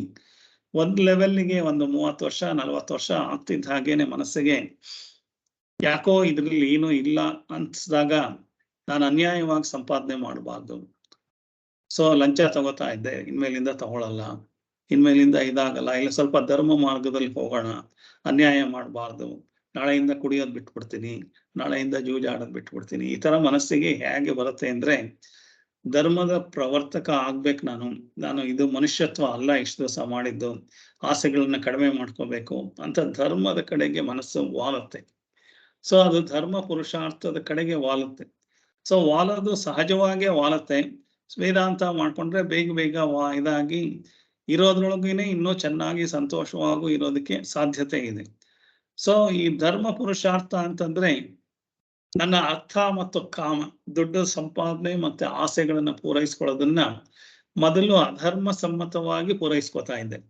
ಲಂಚ ತಗೊಂಡ್ರು ಪರವಾಗಿಲ್ಲ, ಇನ್ನೊಬ್ರನ್ನ ಮರ್ಡರ್ ಮಾಡಿದ್ರು ಪರವಾಗಿಲ್ಲ, ಇನ್ನೊಬ್ರನ್ನ ಫಿನಿಶ್ ಮಾಡಿದ್ರು ಪರವಾಗಿಲ್ಲ, ನಾನು ದುಡ್ಡು ಸಂಪಾದನೆ ಮಾಡಿದ್ರು ಸಾಕು ಅಂತ ಅನ್ನೋದನ್ನ, ಅಥವಾ ಇನ್ನು ಅನೈತಿಕವಾದ ಸಂಬಂಧಗಳನ್ನು ಬೆಳೆಸ್ಕೊಳ್ಳೋದಿರ್ಬೋದು, ಇನ್ಯಾವುದೇ ಸಂತೋಷ ಪಡೋದಿರ್ಬೋದು, ಕುಡಿಯೋದು ಅಥವಾ ಇನ್ಯಾವುದೋ ಡ್ರಗ್ಸ್ ತಗೊಳ್ಳೋದು, ಎಲ್ಲ ಅದನ್ನ ಮಾಡ್ತಾ ಇದ್ರೆ ಅದನ್ನ ಬಿಟ್ಟು ನಾನು ಸಂತೋಷಕ್ಕೆ ಬೇರೆ ದಾರಿ ಹುಡುಕೋಬೇಕು, ಇದೆಲ್ಲ ಅನೈತಿಕವಾಗಿದೆ ಅಂತ ಧರ್ಮದ ಚೌಕಟ್ಟಲ್ಲಿ ನಾನು ದ್ರವ್ಯ ಸಂಪಾದನೆ ಮಾಡಬೇಕು, ಧರ್ಮದ ಚೌಕಟ್ಟಲ್ಲಿ ನನ್ನ ಆಸೆಗಳನ್ನ ಪೂರೈಸ್ಕೋಬೇಕು, ಧರ್ಮ ಸಮ್ಮತವಾಗಿ ಮಾಡಬೇಕು ಅಂತ ನಾನು ಹೊರಡ್ತೀನಿ. ಪ್ರತಿಯೊಬ್ಬ ಮನುಷ್ಯನಿಗೂ ಇದು ಬಂದೇ ಬರುತ್ತೆ, ಇವತ್ತಲ್ಲ ನಾಳೆ ಬರುತ್ತೆ. ಒಬ್ಬರಿಗೆ 100 ವರ್ಷಕ್ಕೆ ಬರ್ಬೋದು, ಕೆಲವರಿಗೆ 40 ವರ್ಷಕ್ಕೆ ಬರ್ಬೋದು, ಕೆಲವರಿಗೆ 30 ವರ್ಷಕ್ಕೆ ಬರ್ಬೋದು, 20 ವರ್ಷಕ್ಕೆ ಬರ್ಬೋದು. ಸೊ ಬರುತ್ತೆ ಮನುಷ್ಯನಿಗೆ, ಇದು ಕಾಮನ್ ಆಗಿ ಇದೇ ಸೈಕಲ್ ಇರೋದು. ಈ ಸೈಕಲ್ ಅಲ್ಲೇ ಅದಾಗೋದು. ಒಬ್ಬ ರೌಡಿ ಕೂಡ ನಾಳೆ ಸಾತ್ವಿಕ ಆಗ್ತಾನೆ, ಒಬ್ಬ ತುಂಬಾ ಲಂಚ ತಗೊಳ್ಳೋನ್ ಕೂಡ ಬಿಟ್ಬಿಟ್ಟು ಯಾವ್ದೋ ದೇವಸ್ಥಾನಕ್ಕೆಲ್ಲ ದಾನ ಕೊಡ್ತಾನೆ. ಇದೆಲ್ಲದೂ ಆಗುತ್ತೆ, ಖಂಡಿತ ಆಗೇ ಆಗುತ್ತೆ. ಹಾಗಾಗಿ ಅದಕ್ಕೋಸ್ಕರ ಧರ್ಮ, ಅರ್ಥ, ಕಾಮ, ಮೋಕ್ಷ. ಅರ್ಥ ಕಾಮನ ಹೇಗ್ ಬೇಕಾದ್ರೂ ಸಂಪಾದನೆ ಮಾಡ್ಬೋದು ಅಂತಂದ್ರೆ, ದ್ರವ್ಯ ಸಂಪಾದನೆ ಆಸೆಗಳನ್ನ ಯಾವ್ದು ಬೇಕಾದ್ರೂ ಪೂರೈಸ್ಕೋಬಹುದು ಅಂತ ಇದ್ದಿದ್ದನ್ನ ಧರ್ಮಸಮ್ಮತವಾಗಿ ನಾನು ಪೂರೈಸ್ಕೋಬೇಕು, ಧರ್ಮಸಮ್ಮತವಾಗಿ ಮಾಡ್ಕೋಬೇಕು ಅಂತ ಅನ್ನೋ ಒಂದು ಮನಸ್ಥಿತಿ ಬರುತ್ತೆ. ಆವಾಗ ಮನುಷ್ಯನ್ಗೆ ಪಾಪ ಪುಣ್ಯದ ಪ್ರಜ್ಞೆ ಬರುತ್ತೆ. ಪಾಪ ಪುಣ್ಯದ ಪ್ರಜ್ಞೆ ಬಂದಾಗ ಮಾತ್ರ ಒಂದು ಮಾನವೀಯತೆ ಇರೋಂಥ ಸಮಾಜ ನಿರ್ಮಾಣ ಆಗುತ್ತೆ. ಆ ಮಾನವೀಯತೆ ಇರೋಂಥ ಸಮಾಜ ಯಾಕೆ ಇಲ್ಲ ಇವತ್ತು ಅಂತಂದ್ರೆ, ಪಾಪ ಪುಣ್ಯದ ಪ್ರಜ್ಞೆ ಇಲ್ದಲೇ ಇರೋದ್ರಿಂದ ಹಾಗಾಗ್ತಾ ಇದೆ. ಧರ್ಮ ಅಂತಂದ್ರೆ ಏನು ದೊಡ್ಡದಾದ ಪದ ಅಲ್ಲ. ಧರ್ಮ ಅಂತಂದ್ರೆ, ಹಾಗಾದ್ರೆ ಏನ್ ಹೇಳಿದೆ ಧರ್ಮ ಅಂತಂದ್ರೆ? ಸಿಂಪಲ್ ಆಗಿ ಒಂದೇ ಒಂದು ಸೆಂಟೆನ್ಸ್ ಹೇಳಿದೆ. ಧರ್ಮ ಅನ್ನೋದನ್ನ ಅರ್ಥ ಮಾಡ್ಕೋಬೇಕಾದ್ರೆ ಅದ್ಯಾವುದೋ ಆ ಧರ್ಮ ಈ ಧರ್ಮ ಅದಲ್ಲ. ನಿನಗೆ ಯಾರು ಏನೆಲ್ಲ ಮಾಡಿದ್ರೆ ಖುಷಿ ಆಗುತ್ತೆ ಅದನ್ನ ನೀನು ಹೊರಗಡೆ ಜನಕ್ಕೆ ಮಾಡ್ಬೇಕು. ನಿನಗೆ ಏನೆಲ್ಲ ಮಾಡಿದ್ರೆ ಸಿಟ್ಟು ಬರುತ್ತೆ, ಕೋಪ ಬರುತ್ತೆ, ನೋವಾಗುತ್ತೆ, ಹಿಂಸೆ ಆಗುತ್ತೆ, ಆ ಥರದ್ದನ್ನ ನೀನು ಬೇರೆಯವರಿಗೆ ಮಾಡಬಾರ್ದು. ಇಷ್ಟೇ ಧರ್ಮ ಅಂದ್ರೆ. ಧರ್ಮಕ್ಕೆ ಅರ್ಥ ಇನ್ನೇನು ಬೇರೆ ಇಲ್ಲ.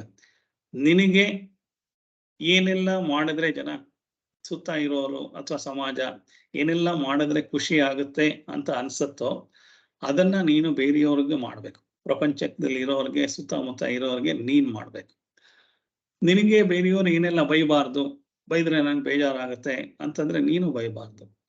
ಅವ್ರಿಗೆ ಹಿಂಸೆ ಮಾಡಬಾರ್ದು ಅಂತ ನಿನಗೆ ಅನ್ಸಿದ್ರೆ ನಿನಗೆ ಮಾತ್ರ ಹಿಂಸೆ ಆಗ್ಬಾರ್ದು, ಅವ್ರಿಗೆ ಹಿಂಸೆ ಆದ್ರೂ ಪರವಾಗಿಲ್ಲ ಅಂತಂದ್ರೆ ನಾನು ಆ ಧರ್ಮದ ಚೌಕಟ್ಟಲ್ಲಿ ಇಲ್ಲ ಅಂತ ಆಯ್ತು.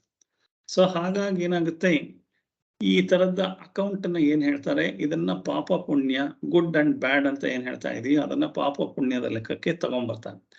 ಈ ಪಾಪ ಪುಣ್ಯದ ಲೆಕ್ಕ ಯಾರು ಇಡ್ತಾರೆ ಅಂತಂದ್ರೆ, ಎಲ್ಲ ಸಂಸ್ಕೃತ ಕಥೆಗಳ ರೂಪದಲ್ಲಿ ಯಾರು ಹೇಳ್ಬೋದು.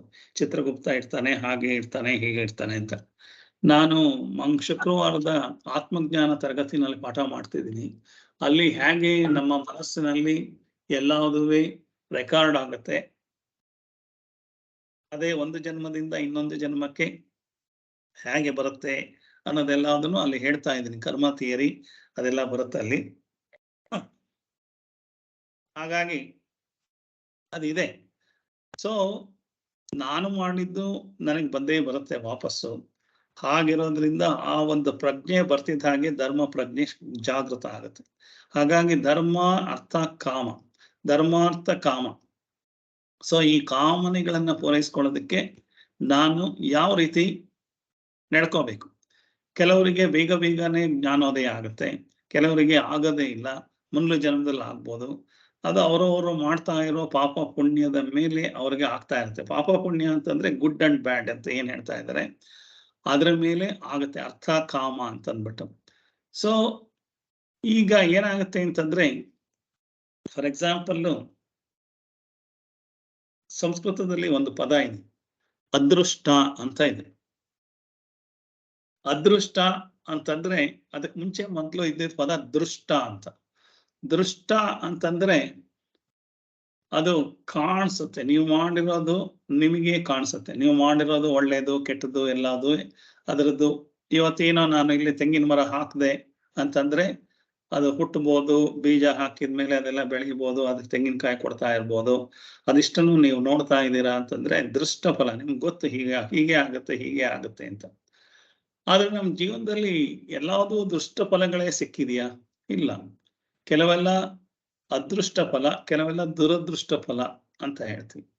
ಹಾಗಾದ್ರೆ ಅದೃಷ್ಟ ಫಲ ಅಂತಂದ್ರೆ ನಿಮ್ಗೆ ಯಾವ ಎಕ್ಸ್ಪೆಕ್ಟೇಷನ್ ಇಲ್ಲ, ಇದ್ದಕ್ಕಿದ್ದ ಹಾಗೇನೆ ಯಾವ್ದೋ ಶೇರ್ ತಗೊಂಡಿದ್ದೀರಾ, ಅದು ಮಲ್ಟಿಪ್ಲೈ ಆಯ್ತು, ಅಥವಾ ಯಾವ್ದೋ ಒಂದು ಸೈಟ್ ತಗೊಂಡಿದ್ದೀರಾ, ಅದು ಮಲ್ಟಿಪ್ಲೈ ಆಯ್ತು, ಸಿಕ್ಕಾಪಟ್ಟೆ ದುಡ್ಡು ಬಂತು ಅಂತಂದ್ರೆ ಅದೇ ನೀವು ಕ್ಯಾಲ್ಕುಲೇಟ್ ಮಾಡಿದ್ರ ಈ ತರ ಆಗುತ್ತೆ ಅಂತ ಮನಸ್ಸಿನಲ್ಲಿ ಇರಬಹುದು. ಆದ್ರೆ ಸಿಕ್ಕಾಪಟ್ಟೆ ಬರುತ್ತೆ ಅಂತಂದ್ರೆ ಇದು ನಾನು ಓದೇ ಇಲ್ಲ, ನನ್ನ ಹೆಂಡತಿನೂ ಓದಿಲ್ಲ, ಆದ್ರೆ ಮಕ್ಕಳು ತುಂಬಾ ಬುದ್ಧಿವಂತರಾಗಿ ಎಲ್ಲ ಆಗ್ತಾ ಇದ್ದಾರೆ. ಅದೃಷ್ಟ, ನಿಮ್ಗೆ ಗೊತ್ತಿಲ್ದಲೇನೆ ನಿಮಗೆ ಅದೃಷ್ಟ ಒಲಿತಾ ಇದೆ, ಬರ್ತಾ ಇದೆ. ಅದೆಲ್ಲದು ಇದನ್ನ ಮುಂದೆ ಬರುತ್ತೆ, ಅದೆಲ್ಲ ಅದುವೇ ಅದೃಷ್ಟ.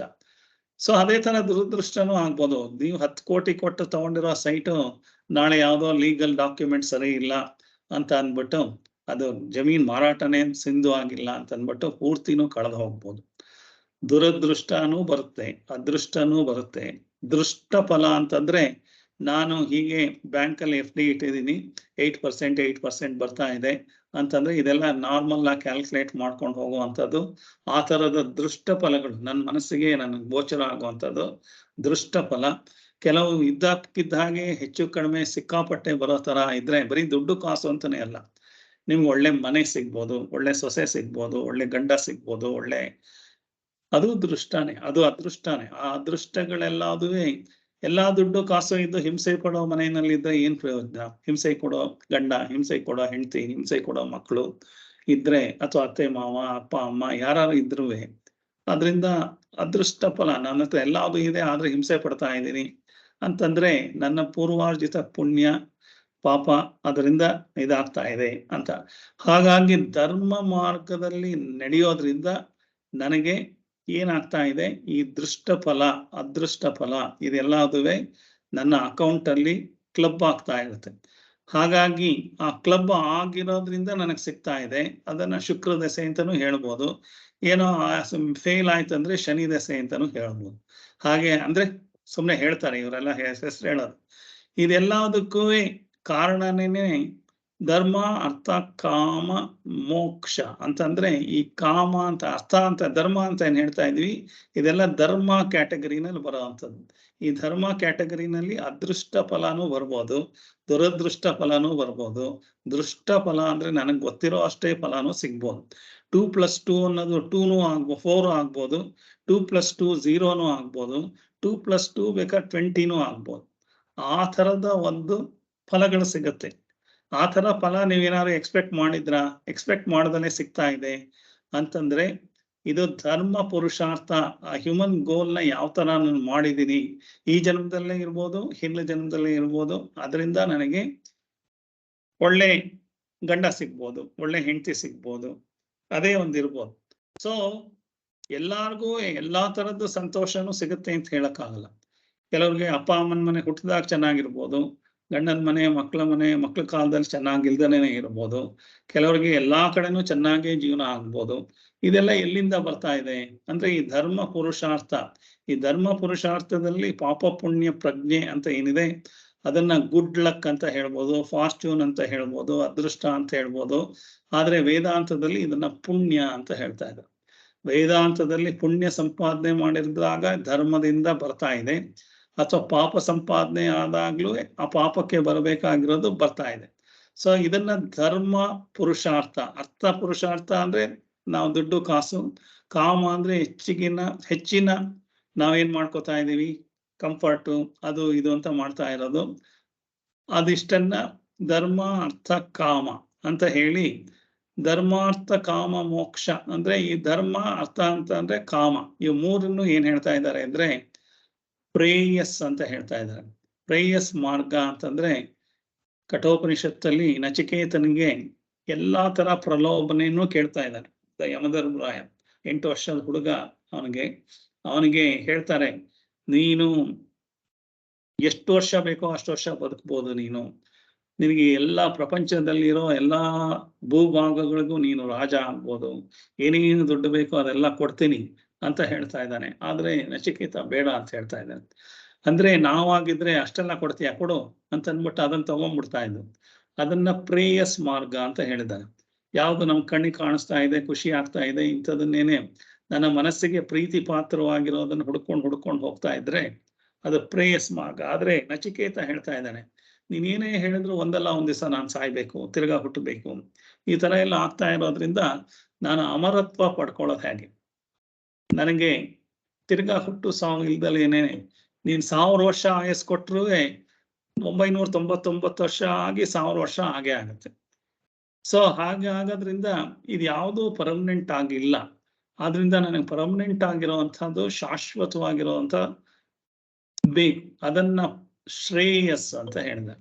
ಸೊ ಕಠೋಪನಿಷತ್ತಲ್ಲಿ ಶ್ರೇಯಸ್ ಮತ್ತೆ ಪ್ರೇಯಸ್ ಎರಡೂ ನಮ್ಮ ಮುಂದೆ ಬಂದು ನಿಂತ್ಕೊಳ್ಳುತ್ತೆ. ನಾವು ಬುದ್ಧಿ ಇಲ್ದಲೇ ಇರೋ ಜನಗಳು ಪ್ರೇಯಸ್ನ ಆರಿಸ್ಕೋತೀವಿ, ಬುದ್ಧಿ ಇರೋ ಜನಗಳು ಶ್ರೇಯಸ್ನ ಆರಿಸ್ಕೋತಾರೆ. ಸೊ ನಮ್ಮ ಈಗಿನ ಜೀವನದಲ್ಲೂ ಹಾಗೇನೆ. ನಾವು ತುಂಬಾ ಜನ ಯಾರೋ ಸಾತ್ವಿಕವಾಗಿದ್ದಾರೆ ಅಂತಂದ್ರೆ ಅವ್ರಿಗೇನಪ್ಪ ಬುದ್ಧಿ ಇದ್ರು ಗೊತ್ತೇ ಇಲ್ಲ, ಅವ್ರಿಗೇನು ಬುದ್ಧಿವಂತಿಕೆನೇ ಇಲ್ಲ ಅಂತ. ಅವರು ಶ್ರೇಯಸ್ ಮಾರ್ಗನ ಆಚರಿಸ್ಕೊಂಡು ನೆಮ್ಮದಿಯಿಂದ ಶಾಂತಿಯಿಂದ ಇರ್ಬೋದು. ನಿಮ್ಗೆ ಅನ್ಸ್ತಾ ಇರೋದು ರಾತ್ರಿ ನಿದ್ದೆ ಬರ್ದಲೇ ಇರೋದು, ತಳಮಳ ಆಗ್ತಾ ಇರೋದು, ಅದೆಲ್ಲ ಇದ್ದು, ದುಡ್ಡು ಕಾಸು ಇದ್ದು, ನಾಳೆ ನನ್ ಸೀಟ್ ಸಿಗತ್ತೋ ಇಲ್ವೋ, ನಾಳೆ ನಾನು ಕೆಳಗಡೆ ಇಳಿದ್ಬಿಡ್ತೀನೋ, ಹೋಟೆಲ್ ಗೆಲ್ತೀನೋ ಇಲ್ವೋ, ಈ ತರ ಇದ್ರೆ ತಳಮಳದಲ್ಲಿ ಜೀವನ ಮಾಡ್ತಾ ಇದ್ರೆ ಸಂತೋಷ ಪಟ್ಟಿದ್ ಯಾವಾಗ, ನೆಮ್ಮದಿಯಿಂದ ಇದ್ದಿದ್ ಯಾವಾಗ? ಇದೆಲ್ಲ ಮಾಡೋಕೆ ಓಕೆನಾ? ಅರ್ಥ ಕಾಮ ಅದನ್ನು ಹುಡ್ಕೊಂಡು ಹೋಗೋದು ಓಕೆನಾ ಅಂತ ಅನ್ನೋದನ್ನೆಲ್ಲದನ್ನು ಚರ್ಚೆ ಮಾಡೋದಕ್ಕೋಸ್ಕರನೇ ಭಗವದ್ಗೀತೆಯಲ್ಲಿ ಮುಂದೆ ಹೇಳ್ತಾರೆ. ಅದಕ್ಕೆ ಬೇಸಿಕ್ ಆಗಿ ಈ ಧರ್ಮ ಅರ್ಥ ಕಾಮ ಈ ಪದಗಳ ಬಗ್ಗೆ ನಿಮ್ಗೆ ಚೆನ್ನಾಗಿ ಗೊತ್ತಿರಬೇಕು. ಸೊ ಹಾಗೆ ಅದಕ್ಕೋಸ್ಕರ ಈ ಟಾಪಿಕ್ ನ ನಾನು I have taken this in order to introduce you. ಧರ್ಮಾರ್ಥ ಕಾಮ ಮೋಕ್ಷ ಎಲ್ರಿಗೂ ಗೊತ್ತಿರೋ ಪದನೇನೆ, ಆದ್ರೆ ಗೊತ್ತಿದ್ರು ಅದ್ರಲ್ಲಿ ಆಳ ಗೊತ್ತಿರಲ್ಲ. ಹಾಗಾಗಿ ನಾನು ಪುಣ್ಯ ಮಾಡಿದ್ರೆ ಒಳ್ಳೆ ಮನೆಯಲ್ಲಿ ಹುಟ್ಟಿರ್ಬೋದು, ಪುಣ್ಯ ಮಾಡಿಲ್ದಲೇ ಇದ್ರೆ ಬೇರೆ ಯಾವ್ದೋ ಮನೆಯಲ್ಲಿ ಹುಟ್ಟಿರ್ಬೋದು, ತೊಂದರೆವಾಗಿರುವಂತ ಮನೆಯಲ್ಲಿ ಹುಟ್ಟಬಹುದು. ಅಪ್ಪ ಅಮ್ಮ ಒಳ್ಳೆಯವ್ರಾಗಿ ಸಿಗ್ಬೇಕಾದ್ರೂ ಕಷ್ಟ, ಅದಕ್ಕೂ ಒಳ್ಳೆ ಪುಣ್ಯ ಆಗಿರ್ಬೇಕು. ಅದನ್ನ ಧರ್ಮ ಸಂಪಾದನೆ ಮಾಡೋದು ಅಂತ. ಸೊ ನಾವು ಅರ್ಥ ಸಂಪಾದನೆ ಗೊತ್ತಿದೆ ನಮ್ಗೆ, ಕಾಮ ಸಂಪಾದನೆ ಅಂದ್ರೆ ಕಂಫರ್ಟ್ ನ ಸಂಪಾದನೆ ಮಾಡೋದು ಗೊತ್ತಿದೆ, ಧರ್ಮ ಸಂಪಾದನೆ ಮಾಡೋದನ್ನ ಕಲಿಬೇಕು. ಧರ್ಮ ಸಂಪಾದನೆ ಮಾಡಿದ್ರೆ ಮಾತ್ರ ನಮ್ಗೆ ಇವೆಲ್ಲಾವುದು ಬೇರೆ ಸಂಪಾದನೆಗಳಿಂದನೂ ಸುಖ ಸಿಗ್ಬೋದು. ಧರ್ಮ ಸಂಪಾದನೆ ಮಾಡದಲೇ ಇದ್ರೆ ಆಗಲ್ಲ ಅಂತ ಹೇಳೋದಕ್ಕೋಸ್ಕರ ಧರ್ಮ ಅರ್ಥ ಕಾಮ ಅಂತ ಅಂದ್ಬಿಟ್ಟು ಈ ಮೂರನ್ನು ಏನ್ ಹೇಳ್ತಾ ಇದ್ದಾರೆ, ಅದನ್ನ ಪ್ರೇಯಸ್ ಮಾರ್ಗ ಅಂತ ಹೇಳ್ತಾ ಇದ್ದಾರೆ. ಸೊ ಪ್ರೇಯಸ್ ಮಾರ್ಗ ಈ ಮೊದಲು ಮೂರು, ಈ ಮೊದಲು ಮೂರನ್ನ ನಾವು ಎಷ್ಟೇ ಕಷ್ಟಪಟ್ಟರು ನಮಗೆ ಪರ್ಮನೆಂಟ್ ಆಗಿರೋ ಒಂದು ಹ್ಯಾಪಿನೆಸ್, ಪರ್ಮನೆಂಟ್ ಆಗಿರೋ SPH ಅಂತ ಏನ್ ಹೇಳ್ತಾ ಇದ್ದೀನಿ ಅದನ್ನ ಸಿಗಕ್ ಸಾಧ್ಯ ಇಲ್ಲ. ಸೊ ಸಂಪಾದನೆ ಮಾಡಬೇಕು ಅಂತಂದ್ರೆ ನಾವು ದ್ರವ್ಯ ಸಂಪಾದನೆ, ದುಡ್ಡು ಸಂಪಾದನೆ ಮಾಡಕ್ ಗೊತ್ತಿದೆ, ಅಧಿಕಾರ ಸಂಪಾದನೆ, ಹೆಸರು ಸಂಪಾದನೆ ಮಾಡಕ್ ಗೊತ್ತಿದೆ. ಧರ್ಮ ಸಂಪಾದನೆ ಮಾಡೋದು ಹೇಗೆ? ದಾನ ಕೊಟ್ಬಿಟ್ರೆ ಧರ್ಮ ಬರುತ್ತಾ? ದೇವ್ರಿಗೆ ಏನೋ ಬೆಳ್ಳಿ ಕಿರೀಟ ಮಾಡಿಸ್ಕೊಟ್ರೆ ಬರುತ್ತಾ? ಅವೆಲ್ಲ ಅದರಿಂದ ಬರೋ ಹಾಗಿದ್ದಿದ್ರೆ ಅದರಿಂದ ಬರೋದಲ್ಲ ಪುಣ್ಯ ಪಾಪ ಎಲ್ಲ. ನಾನು ಧರ್ಮ ಮಾರ್ಗದಲ್ಲಿ ನಡ್ಕೊಳ್ತಾ ಇದೀನ. ಧರ್ಮ ಮಾರ್ಗ ಅಂತಂದ್ರೆ ಈ ತರ ಅನ್ನದಾನ ಮಾಡ್ಬಿಟ್ಟೆ, ಅದು ಮಾಡದೆ, 1 ಕೋಟಿ ರೂಪಾಯಿ ಹೊಡೆದ್ಬಿಟ್ಟು 1 ಲಕ್ಷದಲ್ಲಿ ನಾನು 1 ಕೋಟಿ ಲಂಚಾನ ಏನೋ 1 ಕೋಟಿ ಕಾಂಟ್ರಾಕ್ಟ್ ಏನೋ ಮಾಡಿ ಅದ್ರೊಳಗೆಲ್ಲಾದ್ರೂ ದುಡ್ಡು ಸಂಪಾದನೆ ಮಾಡಿ ಅನ್ಯಾಯವಾಗಿ ಆಮೇಲೆ 1 ಲಕ್ಷದಲ್ಲಿ ಅನ್ನ ಸಂತರ್ಪಣೆ ಮಾಡ್ಬಿಟ್ರೆ ಪುಣ್ಯ ಸಿಗತ್ತೆ ಅನ್ಕೊಂಡ್ರೆ ಅದ್ರೊಳಗೆಲ್ಲ ಆ ತರ ಎಲ್ಲ ಪುಣ್ಯ ಸಿಗಲ್ಲ ಅಂತ ಅಂದ್ಬಿಟ್ಟು ವೇದಾಂತ ಕರೆಕ್ಟ್ ಆಗಿ ಹೇಳುತ್ತೆ. ನೀವು ದ್ರವ್ಯ ಸಂಪಾದನೆ ಮಾಡೋದನ್ನು ಕೂಡ ಧರ್ಮದ ಮಾರ್ಗದಲ್ಲಿ ಮಾಡಬೇಕು. ನಿಮ್ಮ ಕಾಮನೆಗಳನ್ನು ಕೂಡ ಧರ್ಮಸಮ್ಮತವಾಗಿ ಮಾಡ್ಬೇಕು. ಅವಾಗ ಅದರಿಂದ ಸಿಗತ್ತೆ ಧರ್ಮ. ಅದಕ್ಕೆ ಮುಂಚೆ ಹಾಗೆ ಮಾಡೋದ್ರಿಂದ ಧರ್ಮ ಸಂಪಾದನೆ ಮಾಡಕ್ಕಾಗಲ್ಲ. ಬರೀ ನಾವು ದುಡ್ಡು ಸಂಪಾದನೆ ಮಾಡ್ಬೋದು, ಕಾಮನೆಗಳನ್ನ ಅಂದ್ರೆ ಕಂಫರ್ಟ್ನೆಸ್ ಮಾಡ್ಬೋದು. ಇದಿಷ್ಟನ್ನು ಪ್ರೇಯಸ್ ಮಾರ್ಗ ಅಂತ ಹೇಳ್ತಾರೆ, ಮೋಹ ಮಾರ್ಗ ಅಂತ ಕರೀತಾರೆ. ಸೊ ಇದಿಷ್ಟನ್ನ ಆದ್ಮೇಲೆ ಏನಾಗುತ್ತೆ, ಕೃಷ್ಣ ಮೋಕ್ಷ ಮಾರ್ಗ ಅಂತ ಒಂದಿದೆಯಪ್ಪ. ಆ ಮೋಕ್ಷ ಮಾರ್ಗ ಅನ್ನೋದನ್ನೇ 4ನೇ ಪುರುಷಾರ್ಥ. ಸೊ ದ 4th ಪುರುಷಾರ್ಥ ಈಸ್ ಕಾಲ್ಡ್ ಮೋಕ್ಷ ಪುರುಷಾರ್ಥ. ಅದನ್ನ ಭಗವದ್ಗೀತೆನ ಮೋಕ್ಷ ಶಾಸ್ತ್ರ ಅಂತ ಹೇಳಿದ್ರು. ಮೋಕ್ಷ ಶಾಸ್ತ್ರ ಅಂತಂದ್ರೆ ಇವೆಲ್ಲದನ್ನು ದುಡ್ಡು ಸಂಪಾದನೆ ಮಾಡ್ಬೋದು, ಕಾಮನೆಗಳನ್ನ ಪೂರೈಸ್ಕೋಬಹುದು, ಧರ್ಮ ಅಂತಂದ್ರೆ ಸ್ವಲ್ಪ ಪಾಪ ಪುಣ್ಯನು ಸಂಪಾದನೆ ಮಾಡ್ಬೋದು. ಆದರೆ ಮೋಕ್ಷ ಸಂಪಾದನೆ ಮಾಡೋದು ಅದು ಮನುಷ್ಯನ ಪ್ರತಿಯೊಬ್ಬನ ಗುರಿ. ಪ್ರತಿಯೊಬ್ಬ ಮನುಷ್ಯನು ಇವತ್ತಲ್ಲ ನಾಳೆ, ಇವತ್ತು ಈ ಜನ್ಮ ಅಲ್ಲ 10 ಜನ್ಮ ಆದ್ಮೇಲೂ ಅವನು ಕೊನೆಗೆ ಮೋಕ್ಷ ಸಂಪಾದನೆಗೆ ಒದ್ದಾಡ್ತಾ ಇದ್ದಾನೆ. ಅದು ಗೊತ್ತಿಲ್ಲ ನಮ್ಗೆ.